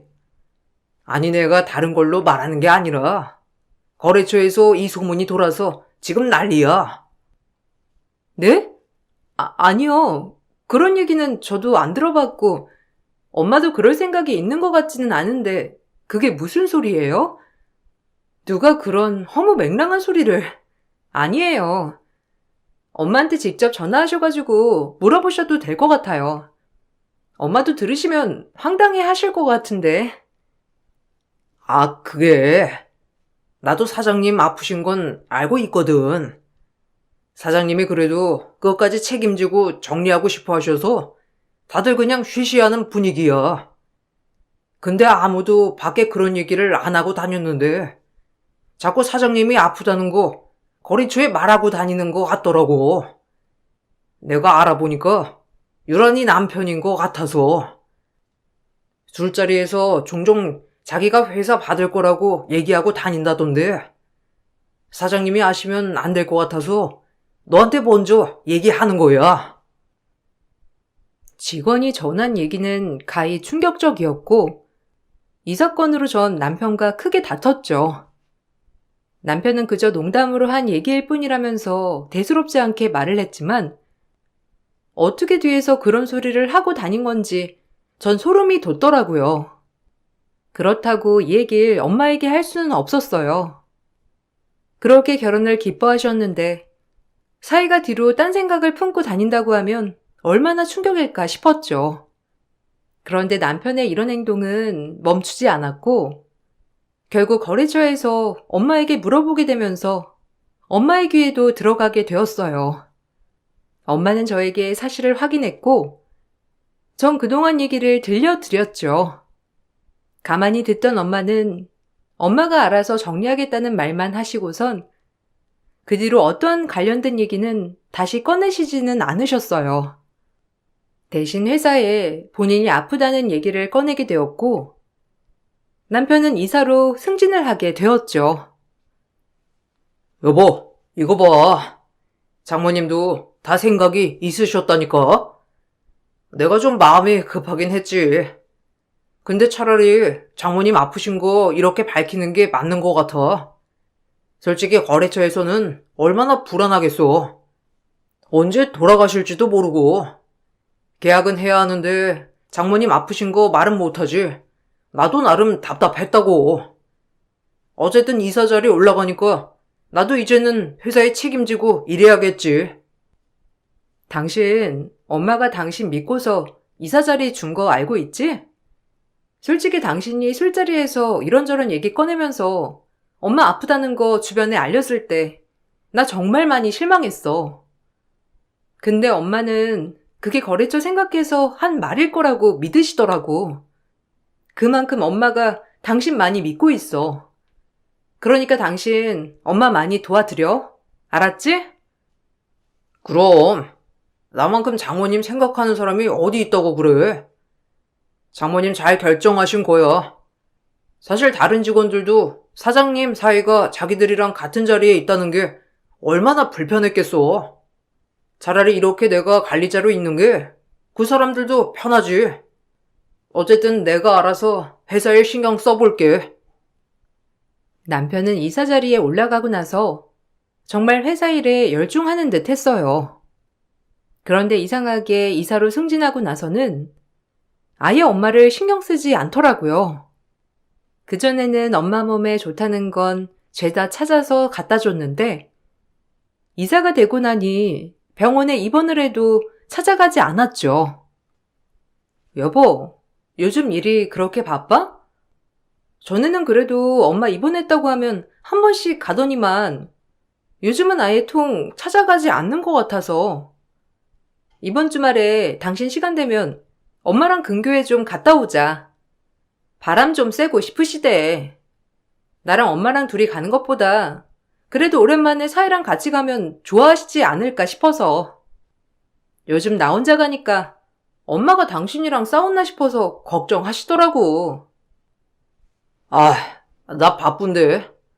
주말에 중요한 거래처 미팅 있어서 못 가. 알지? 나 어머님 아프시고 나서 내가 회사 일 거의 다 하는 거. 거래처 매번 만나서 접대하는 것도 엄청 힘들다니까. 그냥 이번에 당신이랑 장모님 같이 갔다 와. 이왕 가는 거 바로 오지 말고 한 며칠 쉬다 와도 괜찮고. 당일로 갔다 오면 힘들잖아. 내가 알아봐 줄 테니까 갔다 와. 그래도 이번에는 같이 가면 좋을 것 같아. 거래처 미팅은 다른 직원들이 가도 되는 거 아니야? 아니면 거래처 미팅 끝나고 같이 합류해도 되는 거고. 요즘 엄마 컨디션이 많이 안 좋아지셨어. 병원에서도 이제는 더 이상 치료할 수 있는 방법이 없다고 하시고. 정말 호스피스 들어가시면 이번에 나가는 게 마지막일 텐데 당신이 같이 가줬으면 좋겠어. 바쁘다니까. 그럼 나 돈도 벌지 말고 같이 장모님 간병이나 해? 당신도 장모님 일궈낸 회사 무너지는 거 원하지 않을 거 아니야? 내가 열심히 해야 회사가 잘 돌아가는 거야. 장모님이랑 당신 너무 스트레스 받아서 마음이 더 그럴 수 있어. 이참에 며칠 좀 쉬다가 와. 결국 남편은 마지막 엄마의 나들이에 참석하지 못했고 그날 이후로 호스피스에 들어간 엄마는 눈을 감고 나서야 병원에서 나올 수 있었어요. 큰 상실감에 빠져있던 그때 우리 엄마 장례식 유가족 휴게실에서 누군가 웃는 소리가 들리더라고요. 자세히 들어보니 남편과 시모가 웃으며 대화를 하고 있었어요. 아유, 그 놓친네. 죽을 때까지 끝까지 버티는 거 봤지? 엄마, 내가 말했잖아. 그 놓친네 눈치 없다고. 지 딸 혼자 될까봐 전전긍긍. 사익감 알아볼 때부터 내가 이거 된다고 했잖아. 그래도 한 1년이면 끝날 줄 알았는데 벌써 2년이나 비 맞춰주느라 내가 얼마나 힘들었는데. 어쨌든 이제 상속만 잘 해결되면 될 것 같아. 너 끝까지 안심하면 안 되는 거 알지? 나중에 네 와이프가 딴소리하면 어떻게 하려고. 어떻게든 잘 구슬려가지고 회사 운영이라도 너한테 맡기게 해야 돼. 그 회사만 받아도 얼마니? 하여튼 우리 아들 똑똑해 정말. 그나저나 네 장모 숨겨놓은 재산도 많을 텐데 그건 어떻게 할는지 모르겠네. 아직 결혼 생활은 짧으니까 그거 나누기는 좀 힘들겠지? 아이, 그렇지. 2년이면 좀 힘들고. 내가 틈 보다가 회사 좀 어렵다고 하고 그 돈 가지고 와야지. 그렇다고 마음에도 없는 여자랑 10년 넘게 살부대 끼면서 살기는 싫고 어떻게든 빼돌려 봐야지 뭐. 엄마, 조금만 참아. 내가 엄마 고생 안 하게 해줄 테니까. 회사만 받아도 거의 다 끝난 거야. 지금 뭐 하는 거야? 뭐? 당신 나랑 결혼한 이유가 회사 때문이었어? 우리 엄마 아픈 거 진작에 알고 그 회사 어떻게든 받으려고 지금껏 속여왔던 거야, 뭐야? 지금 뭐 하자는 거야? 아이고, 아유, 우리 며느리가 정신을 이렇게 놓아버렸구나. 엄마가 돌아가시니까 많이 힘들지? 그래, 내가 다 이해한다. 얼마나 힘들면 하지 않은 말을 했다고 하겠니? 아가, 가서 눈이라도 좀 붙이고 있거라. 우리가 오시는 분들 잘 보실 테니까 조금만 쉬고 있어. 네가 잘못 들은 거야. 잠깐 당황하던 시모와 남편은 제가 잘못 들은 거라며 서둘러 수습하려고 했죠. 그때 벤치에서 내린 정장 입은 남자가 다가와 내 인생 최고의 복수를 했어요. 남편에게 다가가더니 쓱 하고 서류 봉투를 내밀었죠. 봉투를 받은 남편은 바로 서류를 꺼내봤고 거기엔 형사 고발장이 들어 있었어요. 당황해하는 남편의 손에서 서류를 빼서 들고 보니 남편은 민사로 변제금 청구와 혼인 빙자 사기로 형사 고발장을 받았던 거였어요. 알고 봤더니 남편은 저와 결혼하기 전까지 사실혼 관계였던 여자가 있었던 모양이더라고요. 이미 시모한테도 인사까지 하고 결혼 준비를 하고 있었던 찰나에 저와 만나게 된 거였죠. 냉전 한 푼 없이 거지였던 남편은 사실혼 관계였던 그 여자에게 금전적으로 힘들다고 거짓말을 하면서 자금을 지원받았고 그 돈으로 저희 신혼집 전세자금을 냈던 거였어요. 그 후 결혼식을 하고 난 후에 일방적으로 헤어짐을 고했던 거죠. 지역이 다른 장거리 연애였던 여자는 처음엔 남편이 힘들어 잠수를 탄 거라 생각하고 기다렸지만 도저히 소식이 들리지 않아 알아보던 중에 결혼을 했다는 사실을 알게 된 거였어요. 정장 입은 남자는 그 여자의 변호사였고 저에게 연락처를 주고 떠났어요. 그 뒤 그 여자에게 그동안 양다리를 거치고 있었다는 증거들을 모두 받았습니다. 그 후 저에게 남편 뒷조사를 해봐야 할 거란 조언도 해줬고 그렇게 전 남편 뒷조사를 시작했어요. 이사가 된 후로 남편은 회사 공금을 마구 쓴 내역이 존재했죠. 남편에게 따져 물으니 회사 업무 때문에 쓴 거라 해명하더라고요. 내가 다른 데 썼겠어? 회사 운영해야 하니까 거래처 접대도 해야 하고 그러다 보면 술도 마시고 그럴 수도 있는 거지. 이런 거 하나하나 다 당신한테 해명할 필요는 없는 것 같은데. 당신이 사장도 아니고 회사 내부에서 해야 할 일을 왜 뒤에서 이렇게 알아본 건데? 당신 지금 너무 예민해. 내가 말했잖아. 형사고발 들어온 거 그거 스토커 짓이라고. 예전에 나랑 잠깐 연애했던 앤데 내가 헤어지자고 하니까 그거 못 받아들여서 이러는 거야. 스토커? 하! 당신은 스토커랑 모텔도 다니고 호텔도 다니고 그러는가 보다? 어떤 사람이 스토커랑 잠을 자니? 그리고 회사 내부에서 해야 할 일이라고 했지? 그래서 내가 물어보는 거야. 내가 당신 회사 사장이거든. 이 쓴 내역 제대로 밝히지 않으면 당신 그 자리에서 내려와야 될 거야. 아니 그거 다 갚아야 할 건데 괜찮겠어? 뭐? 당신 진짜 왜 그래? 장모님 이 사실 아시면 까무라치실 거요. 장모님 좀 편하게 눈 감게 해드리죠. 당신 지금 너무 마음이 힘들어서 나한테 화풀이 하는 것 같아. 이거 사실 아니야. 아직 제대로 밝혀진 것도 없는데 다른 사람이 하는 말만 믿고 남편이 하는 말은 전혀 안 믿을 거야? 장모님이 당신 곁에서 꿋꿋이 지켜달라고 나한테 당부하셨는데? 그 당부 이미 끝났어. 엄마가 남겨둔 유언장 있거든? 궁금하거든. 그거 보내줄게. 당신이 그 믿음 다 끊어버렸으니까. 사랑하지도 않는 여자랑 살 필요 없겠지. 우리 이혼해. 조사를 해보니 남편은 자신이 사장이 될 거라며 거래처에 얘기를 하고 말도 안 되는 조건으로 계약을 여러 건 체결하기도 했더라고요.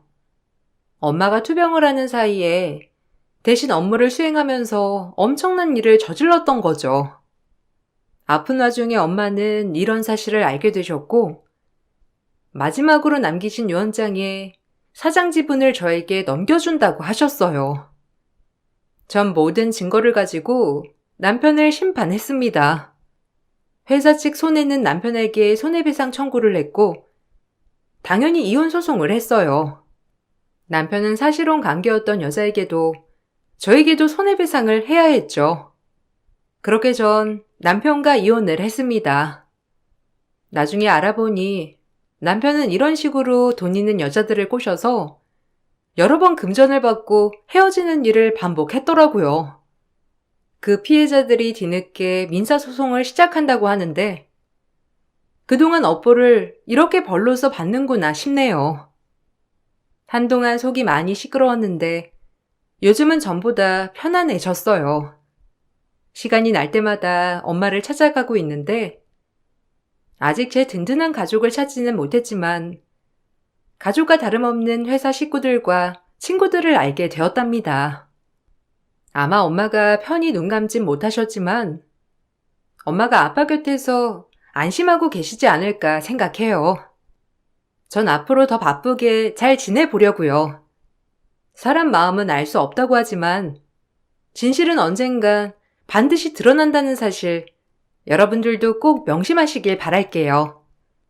사연 들어주셔서 감사합니다. 여러분들도 행복하시고 건강하세요. 안녕하세요. 여러분들에게는 가족이란 어떤 의미인가요? 저에게는 아주 특별한 가족이 있는데요. 그 얘기를 한번 꺼내보려고 사연을 적어봤어요. 어릴 적 저희 집은 무척이나 가난했어요. 학교에서 가난한 집이라고 하면 제가 제일 먼저 언급될 정도로 정말 찢어지게 가난했죠. 부모님은 두 분 다 건강이 안 좋으셨고 제가 성인이 되기 전에 다 돌아가셨어요. 주변 도움으로 겨우겨우 고등학교를 졸업하고 나서 성인이 됐는데 그때는 정말 어떻게 살아야 할지 더 막막하더라고요.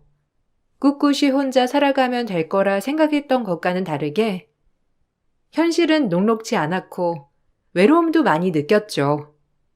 그래서 그랬는지 남편을 처음 만났을 때부터 전 아무것도 보이지 않았어요.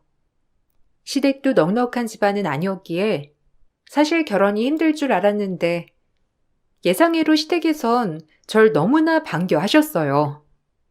전 제가 정말 좋아서 반겨주시는 줄 알았어요. 결혼을 하고서 시모는 당당하게 결혼을 허락한 이유를 말해주셨죠.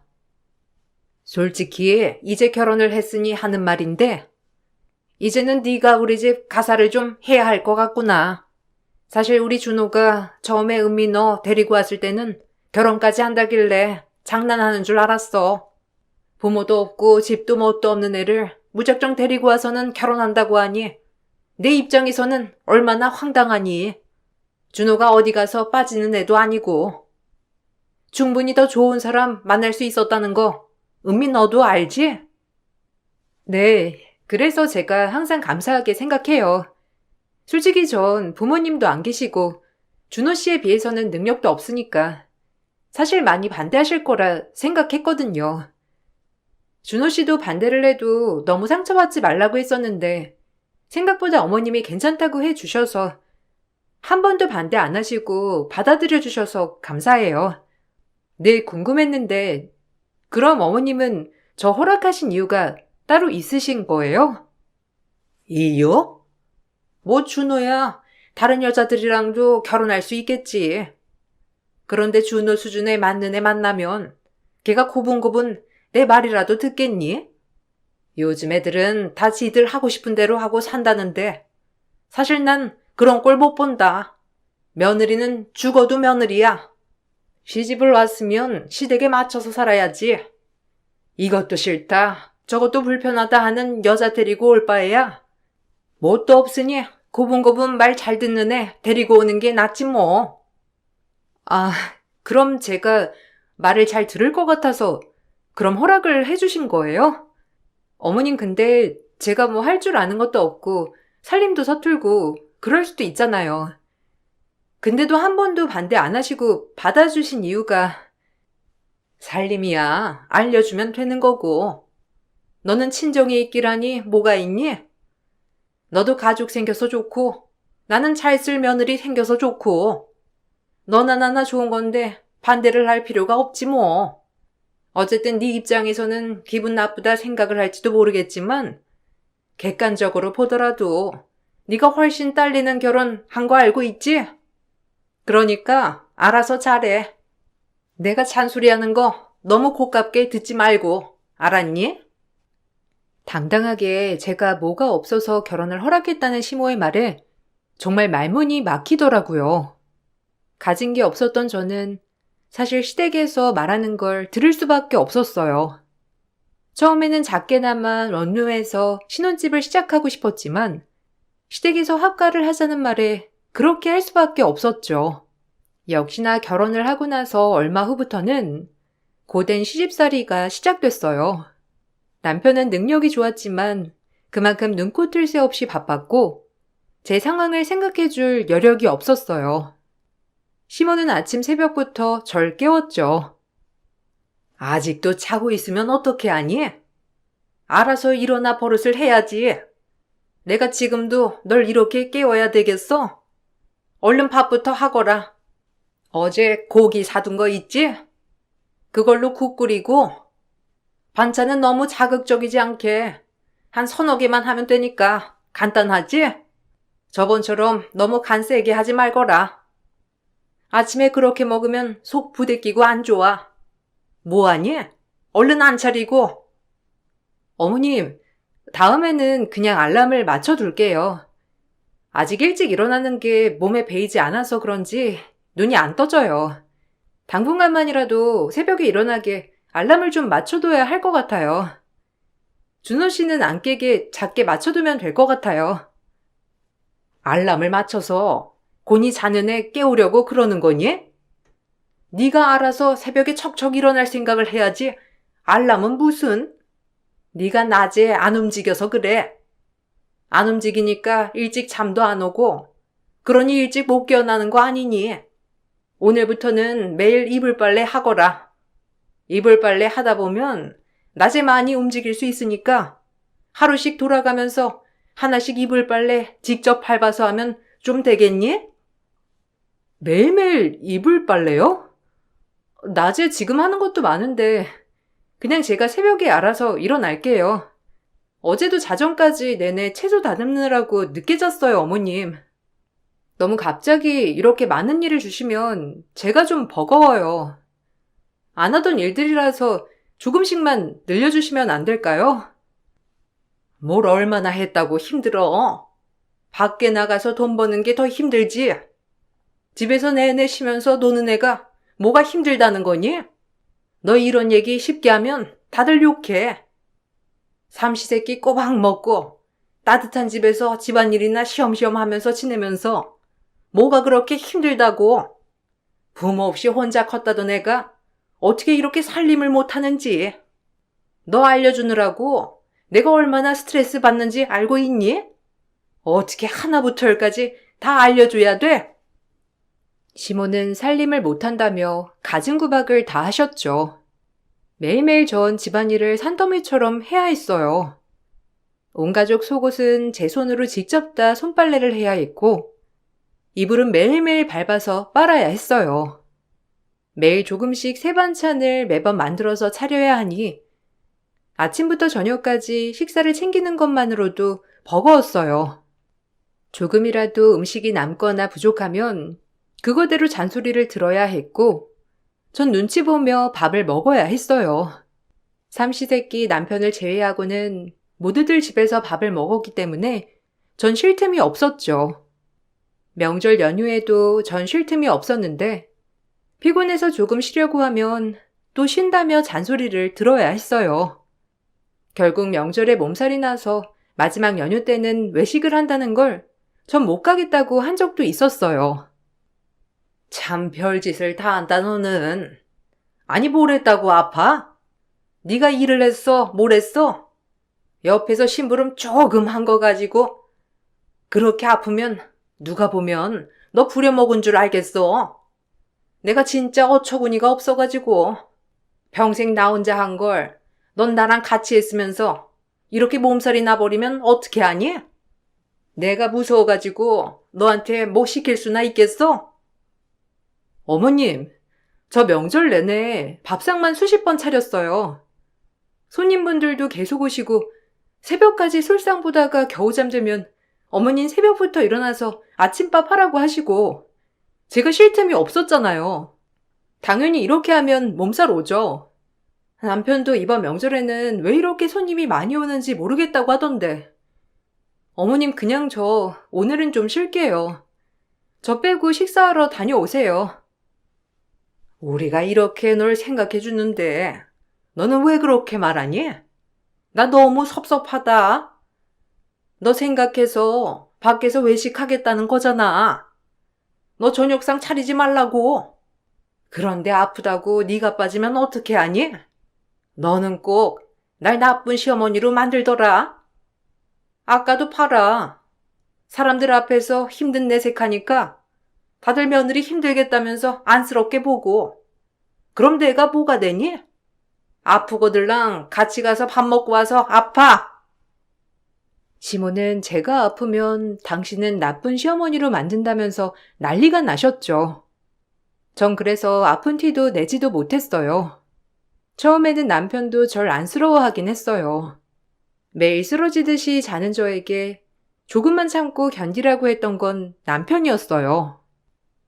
여보, 많이 힘들지? 엄마가 좀 유난이라서 당신 많이 힘들 거야. 근데 우리가 지금 갖고 있는 게 없잖아. 조금만 돈 더 모아서 분가하자. 알았지? 엄마도 지금은 저러셔도 나중에는 괜찮으실 거야. 엄마가 쓸데없이 당신 기 잡겠다고 생각해서 저러시는 걸 거야. 나중에는 괜찮을 거니까 조금만 더 버티자. 이번에 승진도 하고 월급 오르고 그러면 조그만 집이라도 마련할 수 있을 것 같아. 그때까지만 좀 참아줘. 여보, 나 정말 지쳐.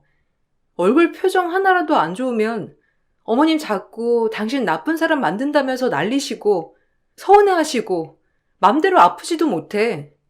나는 내 나름 최선을 다해서 집안일을 하는데 매번 어머님 성이 차지 않으니까 혼나게 되고 주눅 들어서 더 못하겠어. 원래도 아침은 항상 이런 식으로 차렸던 거야?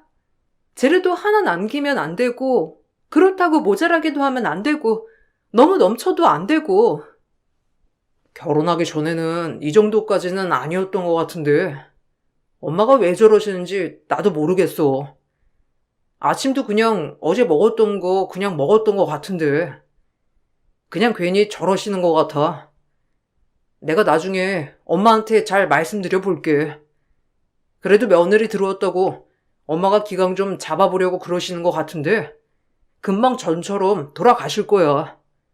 그러니까 너무 신경 쓰지 말고 조금만 기다려봐. 남편의 말과는 다르게 시모의 잔소리는 날이 갈수록 더 늘어났어요. 집안의 모든 일들은 제가 하는 게 당연시 되었죠. 시간이 지날수록 시모뿐만 아니라 시댁 모든 식구들이 절 마치 가사도우미처럼 생각을 했어요. 처음에는 절 어려워하던 시동생도 어느 순간부터는 절 막대하기 시작했죠. 하루는 세탁기가 고장이 나서 빨래를 하루 못했던 적이 있었어요. 그런데 다음날 난리가 났죠. 도대체 이 집에서 뭘 하는 거야? 형수, 빨래도 안 하고 뭐 했어요? 집에서 탱자탱자 놀면서 빨래도 안 했어요? 언제 넣어둔 옷인데 아직도 빨래가 안 되어 있으면 어쩌자는 거야 진짜. 아, 오늘 입고 나가야 하는데. 형수, 형한테 빌붙어서 살면서 이런 건 좀 제때제때 해야 하는 거 아니에요? 큰 거 바라는 것도 아니고 살림만 제대로 하라는 건데 이거 하나 못해서 원. 에휴. 왜 그러니? 아니 빨래가 왜 안 되어 있어? 예, 어제 너 세탁기 안 돌렸니? 아, 고장 났었구나. 아니 그러면 손빨래라도 해가지고 말렸어야지. 부지런하게 손빨래라도 후딱 하면 될걸. 이걸 안 했어? 어쩔 거야? 얘가 오늘 이거 입고 나간다는데 얼른 빨래 돌리고 건조시켜. 집구석에 있는 애가 이거 하나 못해가지고 이 난리를 만들어야 하니? 세탁기가 고장나기도 했고, 그래서 어머님, 어제 저한테 급한 세탁물 다 손빨래 하라고 하셔서 제가 다 한 건데, 이거 어제 저녁에 놓으신 거잖아요. 제가 빨래를 안 한 게 아니라 도련님이 어제 저녁에 갑자기 빨래 있다고 하면서 주신 거라서 시간도 없었고 하질 못했어요. 그냥 다른 거 입고 가시면 안 되세요? 점심도 얼른 준비해야 하는데. 아이, 이거 꼭 입고 가야 하는데 뭔 소리 하는 거예요? 말귀도 못 알아듣네 진짜. 아, 됐어요. 그냥 아무거나 입고 갈 테니까 오늘은 이거 꼭 세탁해 둬요. 집에서 쳐놓는 사람이 빨래 하나를 못해. 에휴. 대놓고 무시하는 시동생 태도에 전 얼굴이 화끈거리고 화도 나더라고요. 그때 이곳에서 뭘 하나 싶은 생각도 많이 들었죠. 남편이 나중에 시동생을 혼내주겠다고 말은 했지만 남편 역시 시동생에게 별다른 말은 하지 않는 듯 했어요. 남편은 제 상황을 방관했고 시댁 식구들은 절 괴롭혔어요. 그럼에도 불구하고 정 갈 곳이 없다 생각을 해 버틸 수밖에 없더라고요. 유일하게 믿는 남편이 조금만 기다려달라고 했으니 조금만 버티면 좋은 날이 올 거라고 생각을 했어요. 그렇게 1년, 2년이 지나고 시동생은 사회생활을 하게 되면서 독립을 하게 되었어요. 그러면서 조금씩 저도 집안일에 익숙해졌죠. 시모는 더 이상 저에게 심한 잔소리는 하지 않았지만 가족이 아닌 정말 가정부로 생각을 하는 것처럼 느껴졌어요. 다들 일을 하고 있으니 바빠 다 같이 모여 밥을 먹는 시간이 줄어들었고 저 역시 밥상을 차리는 일이 적어졌죠. 그러다 가끔씩 모두 모여 밥을 먹을 때면 전 서러움을 느꼈어요. 밥은 다 했니? 아까 보니까 어제 먹다 남은 밥이랑 반찬 좀 있던데 그건 어디다 뒀어? 설마 버린 건 아니지? 아무리 새로 밥하고 음식해도 전에 먹었던 음식은 버리지 말고 모아둬. 고기는 미리 다 해동시켜 놨지? 아유, 다들 바쁘니까 한 끼 다 같이 먹는 것도 힘드네. 이게 얼마만인지 모르겠네. 식구들이 오랜만에 같이 식사하는 거니까 신경 좀 쓰렴. 네, 안 그래도 고기 다 준비해 뒀어요. 남편이 오면서 밖에서 초밥 포장해서 온다고 해서 같이 먹으면 될 것 같아요. 근데 어제 먹다 남은 밥이랑 반찬은 왜 찾으세요? 어제 그냥 냉장고에 정리해두긴 했는데 날씨가 더워가지고 상했을 수도 있을 것 같아서 이따가 저녁 먹고 상했으면 그냥 버리는 게 나을 것 같아요. 누구 먹을 사람도 없고. 먹을 사람이 왜 없니? 네가 먹으면 되지. 살림하는 사람은 그런 거 하나하나 다 잘 챙겨야 하는 거야. 알지? 아까우니까 네가 얼른 먹어서 치우렴. 너는 어차피 초밥 별로 안 좋아하잖아. 우리가 초밥 먹을 테니까 네가 남은 것들 먹고 정리 좀 하렴. 매번 남는 찬밥이나 잔반들은 내 몫이었어요. 식구들이 다 식사를 하고 남은 음식은 시모는 절 챙겨주는 척하면서 제 입에 몰아넣었죠. 싫다고 거절을 해도 시모는 웃으며 조금만 먹어서 치우자며 강요했어요.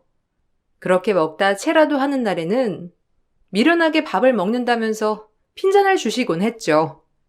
그런 시모의 말에도 남편은 입을 꾹 다물고 시부는 모른 척 하시더라고요. 아무도 말리는 사람이 없으니 시모는 뭐가 잘못된 건지도 모르고 절 더 괴롭히셨던 것 같아요. 주말이면 시부모는 지인들을 매번 불러 밥을 드시곤 했어요. 평일에는 식구들 삼시세끼를 차리는 것도 힘들었는데 주말은 더 고역이었죠. 주말이면 몰려오는 손님들 상을 보느라 전 쉴 틈이 없었고 점심부터 찾아온 손님들은 새벽까지 술자리를 갖곤 했어요. 그래도 오시는 분들은 가끔씩 절 걱정해 주시곤 했어요. 아이고, 며느리 한 달 만에 봤는데, 왜 이렇게 살이 많이 빠졌어? 다이어트라도 하는 거야? 뺄 곳이 어디 있다고? 언니, 며느리 좀 잘 먹어야 되겠어. 어떻게 매번 볼 때마다 살이 이렇게 빠져? 며느리도 여기 와서 밥 같이 먹어요. 그러고 보니까 우리 같이 밥도 한번 안 먹어봤네. 매번 올 때마다 상도 다 깔끔히 차려주고 우리가 자주 와서 불편했겠다. 불편하긴 뭘. 쟤는 상 차리는 거 이런 거 좋아해. 그리고 집에서 하는 거라곤 아무것도 없는데 밥이라도 차려야지.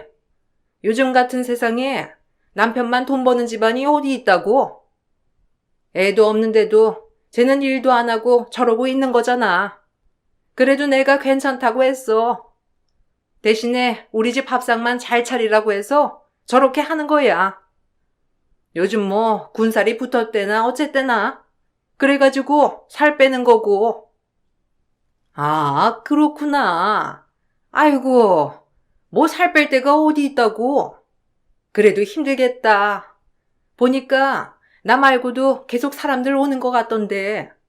매 주말마다 이렇게 상 차리는 거야? 아휴, 이것도 보통 일 아닌데 힘들겠어. 언니, 다음에는 집에서 만나지 말고 밖에서 맛있는 거 먹자. 며느리도 좀 쉬어야지. 보니까 평일에는 형부랑 언니 내내 집에서 밥 먹는다며. 그럼 삼시세끼 다 차려야 하는 거 아니야? 괜찮아. 하루 종일 집에만 있어서 아무것도 안 하는 애라서 낮에는 푹 쉬다가 이렇게 주말에 누가 와야 이 정도로 차리는 거야. 요즘 애들 얼마나 무서운데. 이렇게 하라고 해도 안 해. 제가 좋아서 하는 거라니까. 밖에서 돈 버는 것도 아니고 집안일도 나랑 나눠서 하는데 힘들 게 뭐가 있겠어. 밖에서 돈 버는 사람이 더 힘들지. 이 정도야 별거 아니지 뭐. 시모는 제가 시집을 오고 집안일을 해본 적이 없었어요.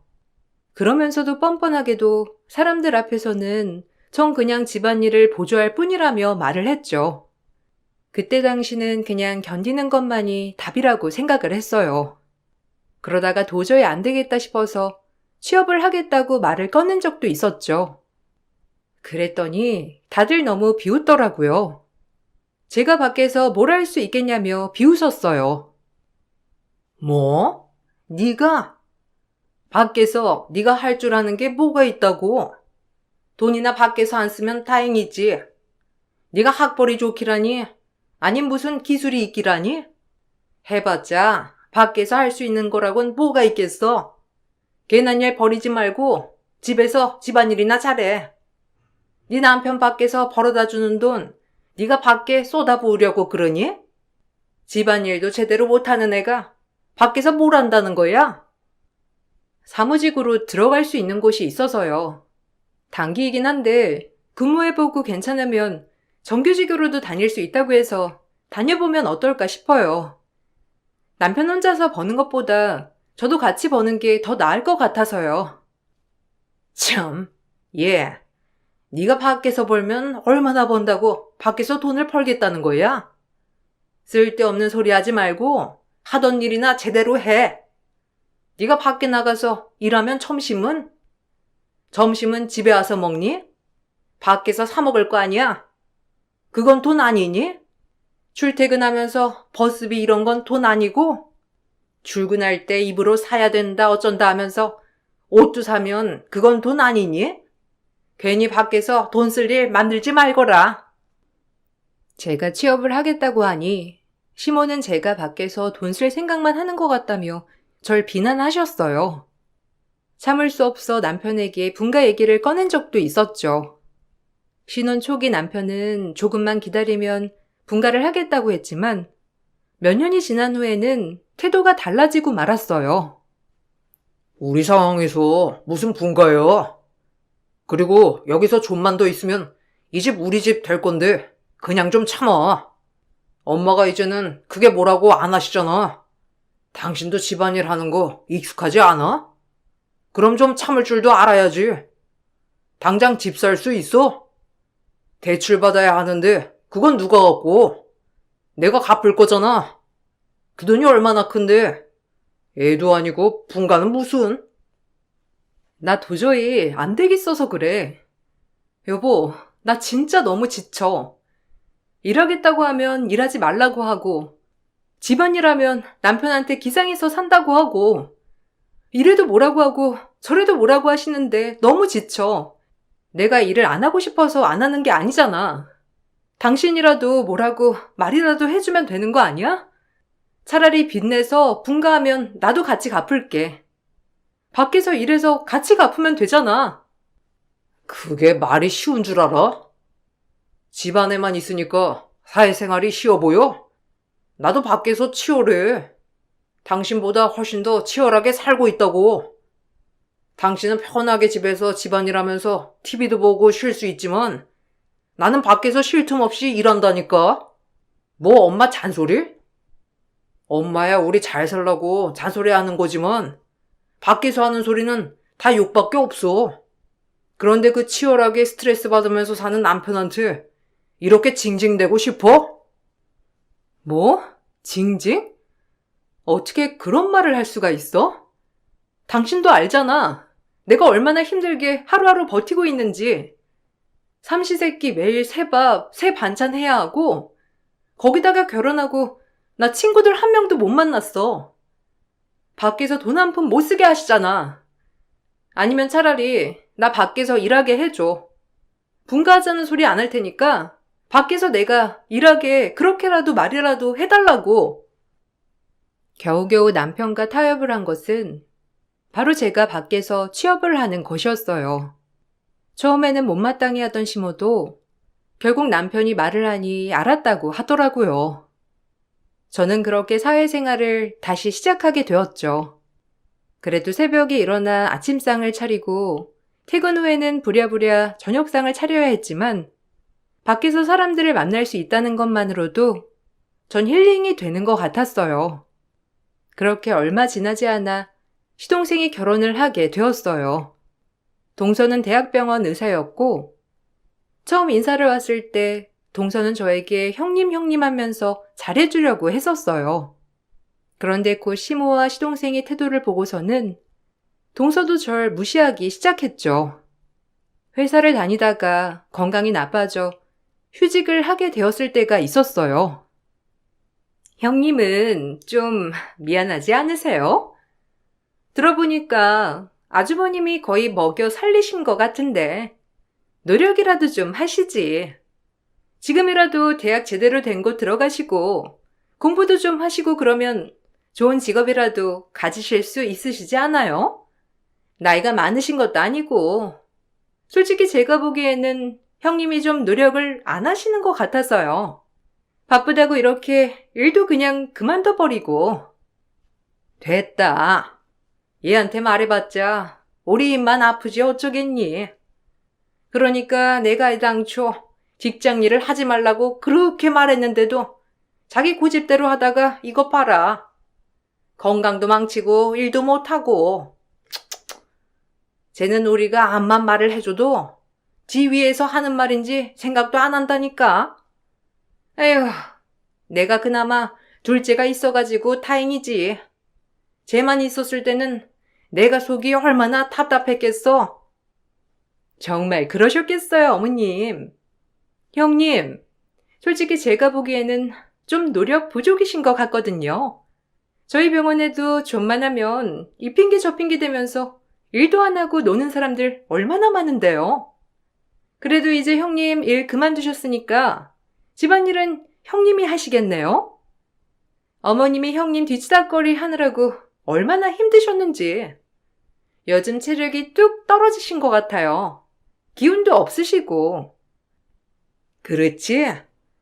내가 다 늙어가지고 며느리 뒤치다꺼리 해야 해서 얼마나 힘들었는지. 에휴, 하다 이제는 며느리 옷빨래까지 했었잖니. 이제는 그래도 일 그만뒀으니까 좀 편하겠네. 그네 너도 동서라고 너무 무시하지 말고 귀담아 들어. 얘가 그래도 사회생활 선배 아니니? 거기다가 공부도 더 많이 하고 잘했으니 네가 귀담아 들어야 할 거야. 동서가 들어오고 나서는 전 동서네 집도 챙겨야 했어요. 그나마 일을 했을 땐 별다른 말이 없었지만 일을 그만두고 나서는 동서네 집안 살림도 제가 해야 했죠. 시모는 매일매일 산더미처럼 반찬을 만들라고 해놓고서는 동서가 저녁에 가끔씩 들리면서 가지고 가곤 했어요. 어머, 어머님, 너무 고생하셨어요. 이거 다듬고 만드느라고 얼마나 힘드셨어요? 매번 이렇게 반찬 푸짐하게 만들어주셔서 저희가 얼마나 밥을 맛있게 잘 먹고 있는지 몰라요. 근데 형님, 저번에 형님이 만드신 반찬 좀 짜던데? 너무 짜게 만드는 거 아니에요? 재료도 영 부실하고 어머님이 많이 신경 쓰시는데 형님은 좀 신경을 덜 쓰시는 것 같아요. 어머, 그러니? 아이고, 내가 옆에서 잘 신경 썼어야 되는 걸 쟤한테 통으로 맡겨두니까 그랬나 보다. 내가 다음부터는 내가 직접 간 보마. 이거 갈비찜인데 가서 데워서 먹기만 하면 돼. 저번에 집에 갈비가 엄청 좋은 게 들어왔거든. 니들 만들어주려고 가지고 있다가 만들어 봤어. 맛있으면 다음에 또 해줄 테니 언제든지 말하렴. 역시 우리 어머님. 저한테는 어머님밖에 없어요. 아, 그리고 형님, 저번에 이불 빨래 하신 거요. 한 번 더 해주세요. 실수로 뭐 좀 쏟았는데 세탁기로 돌리니까 잘 안 지워져가지고. 저번에 발로 밟으셔가지고 세탁하셨죠? 그거 한 번만 더 해주세요. 아이고, 그게 무슨 일이라고. 그네야, 들었지? 내일 가가지고 세탁 좀 하고 와라. 동서가 일하느라 바쁘니 네가 좀 도와줘야지 어쩌겠니. 그리고 이거 동서 차에 좀 가져다 놓고 밖에서 일하는 애라 이런 거 잘못 뜨면 큰일 나. 작은 애는 좀 앉아서 쉬고 있어. 형님이 알아서 차에 가져다 줄 거니까. 그러던 어느 날, 전 의사동서의 심부름으로 대학병원을 방문하게 되었어요. 드라이클리닝을 한 옷을 가져다 주라는 심부름이었죠. 동서에게 찾아가니 동서는 다른 사람들이랑 같이 있더라고요. 저를 딱 보자마자 동서는 절 형님이라고 한 게 아니라 가사도우미라고 소개를 했죠. 아, 여기는 우리 집 가사도우미. 우리 시어머니가 날 너무 아끼셔가지고 우리 집에 가사도우미 붙여주셨어. 내가 그때 말했지? 우리 시댁 완전 유니콘 시댁이라고. 시집 하나는 잘 갔다니까? 남편도 손 하나 까딱 안 하게 해주고 얼마나 편한지 몰라. 다들 잘 보고 시집 잘 가야 돼. 그때 다들 나 결혼한다고 하니까 걱정 많았잖아. 어머, 너 진짜 시집 잘 갔구나? 아, 나는 우리 시댁에서 내가 아무리 바빠도 며느리 둘이는 하라고 난린데. 넌 진짜 잘 갔나 보다. 솔직히 너 결혼 급하게 한다고 다들 말 많았잖아. 그래도 이렇게 가사도우미까지 붙여주고 진짜 대단한 시댁이다. 그렇지? 그거 다 소문일 뿐이라니까. 그러고 보니 우리 좀 출출하지 않아? 퇴근하기 전에 뭐라도 좀 먹을까? 아줌마, 출출한데 가서 떡볶이 좀 사와. 내가 좋아하는 거 알지? 옷은 거기다 두고 얼른 가서 사와. 동서의 말에 전 너무 어처구니가 없더라고요. 그때 마침 병원장이 나오더니 한 말 때문에 발칵 뒤집어졌죠. 병원장은 나오면서 내 딸 언제 왔어? 라며 저를 반갑게 맞이했고 그 뒤로 나오던 남편은 그 앞에서 납작 엎드려 벌벌 떨었습니다. 영문을 모르고 있던 동서도 병원장의 말에 놀라 기절하기 직전이었어요. 사실 동서가 다니고 있던 병원의 병원장은 제 오랜 후원자셨어요. 부모님이 지병으로 다니던 병원의 인연으로 절 후원해 주셨던 고마우신 분이셨죠. 부모님이 모두 돌아가시고 난 후에도 병원장님의 후원으로 무사히 고등학교를 마칠 수 있었던 거였어요. 그러다가 제 늦은 방황으로 더 이상 연락을 하지 않았었고 남편과 결혼을 하게 되면서 완전히 끊기게 되었죠. 전 염치가 없어 병원장님께 연락을 못 드렸었는데 알고 보니 병원장님은 제가 연락을 끊은 이후부터 절 계속 찾으셨어요. 결혼 후 취업 자리를 알아보다가 병원장님의 연락이 오게 되었고 그렇게 다시 인연을 이어가게 되었어요. 병원장님은 오래전 저희 부모님과 같은 병을 앓았던 딸이 있었고 결국 병을 이기지 못해 세상을 떠났다고 하셨어요. 그 딸이 생각나 절 지원해 주셨던 거였죠. 딸, 아유, 어떻게 여기까지 왔어?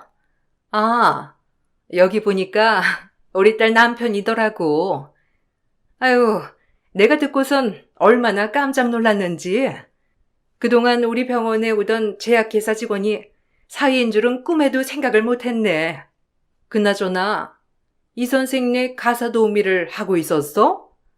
그것까진 몰랐는데. 아니, 이 선생이랑 여기 제약회사 직원이랑 가족이라고 한 거 아니었나? 병원장님, 그게 말이죠.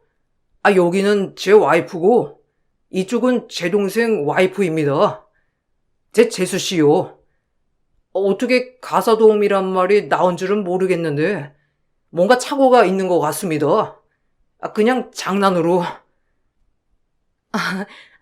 병원장님, 언제 거기에... 저희 형님이세요. 제가 친해가지고 오늘 옷을 가져다 주신다고 해서 저희가 이런 장난을 종종 하거든요. 그렇죠, 형님? 동서, 우리가 그렇게 친했었나? 동서가 시킨 옷 여기 있어. 그리고 동서가 시킨 이불 빨래? 그것도 싹 다 잘해놓고 왔고. 그러고 보니까 맞네. 내가 동선의 가사 도우미였구나? 난 우리가 가족인 줄 알았지. 동서가 날 가사 도우미라고 생각하는 줄은 꿈에도 생각 못했네. 근데 이제는 내가 가사 도우미 못하겠다. 그렇지? 벌벌 떠는 두 사람을 두고선 전 병원장님을 모시고 나왔죠. 그동안 제가 어떻게 살아왔는지 병원장님에게 다 말을 하게 되었어요. 제 생활을 알게 되셨던 병원장님은 크게 분노하셨고 그 뒤로 모든 상황이 바뀌게 되었죠. 전 시댁에서 나오게 되었습니다. 그리고 이혼을 하게 되었죠. 들어보니 동서는 계약직으로 잠시 병원에 근무를 했던 거였는데 더 이상 연장을 하지 못했다고 하더라고요. 그 전 병원에서도 갑질 때문에 잘렸던 상황이라 이번 계약이 중요했었는데 더 이상 대학병원 근무는 어렵게 되었죠. 거기다가 남편의 제약 영업은 그날부로 망하고 말았어요. 전 남편과 시모에게 위자료 2천만 원을 받고 이혼을 했습니다. 뒤늦게 남편은 미안하다며 분가를 하자고 했지만 방관한 남편도 용서할 수 없었어요. 시간이 지나 소식을 듣기론 동서는 지금도 겨우 불러주는 병원 알바를 하고 다닌다더라고요. 이미 소문이 날 곳은 다 나서 취업도 어렵다며 그 좋은 의사가 되어서도 일도 제대로 못하고 있다고 하네요. 그래서 그런지 동서와 시모의 갈등이 심하다며 전 남편이 말을 하네요. 여보, 아니, 음이야. 내가 진짜 너무 후회하고 있어. 그때는 너무 바쁘고 힘들어서 네가 그렇게까지 힘들 줄 생각도 못했어. 그냥 버티다 보면 되겠지 생각을 했지. 엄마가 유별난 건 알고 있었지만 정말 재수 씨까지 그럴 줄 진짜 몰랐어. 아무튼 다 내 잘못이야. 우리 가족들한테서 너 지키지 못했던 거 그거 벌 받나 봐. 요즘 재수 씨랑 엄마가 매일 다투고 싸워서 동생도 이혼하기 직전이래. 당신한테 못된 짓 한 거 다 벌 받는가 봐. 아니 왜? 그렇게 쿵짝이 잘 맞던 사람들이 이제 와서 싸우는 이유가 뭐야? 그렇게 오손도손 하더니만 안 맞던 내가 나오면 더 둘이서 잘 살아야 하는 거 아니야? 웃기네 참. 어차피 당신이랑 할 말도 없고 이제는 연락하지 말라고 말하려고 받은 거야. 이제 더 이상 나한테 연락하지 마. 음이야, 제발. 한 번만 우리 다시 만나보자. 솔직히 엄마 빼면 우리들 사이는 별 문제 없었잖아. 내가 우리 집안 사람들 아무도 못 만나게 해줄 테니까 우리 다시 시작하자. 내가 너 떠나고 나서 얼마나 괴롭고 힘든지 당신 모르지? 우리들 사이에 별 문제가 없었다고? 그게 문제야. 당신만 편했지. 나는 죽을 만큼 힘들었는데 내가 그만큼 참았으니까 당신이 편했던 거야. 그게 문제라고. 우리 사이에 그 큰 문제가 있는데 다시 뭘 시작해?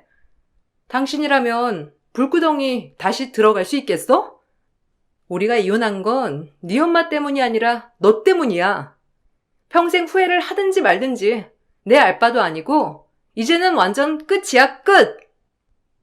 전 병원장님의 후원을 받아 다시 대학에 진학했고 지금은 저도 전문직으로 일을 하고 있어요. 병원장님은 제가 연락을 끊고 나서 내내 딸이 꿈에 나와 마음이 편치 않았다고 하시더라고요. 저에게는 병원장님도 돌아가신 병원장님 따님도 평생의 은인이랍니다. 그 은혜를 더 감사하게 생각해서 더 열심히 행복하게 살아보려고요. 사연 들어주셔서 감사합니다. 여러분들에게도 행복하고 좋은 인연이 많이 찾아오길 기원하겠습니다.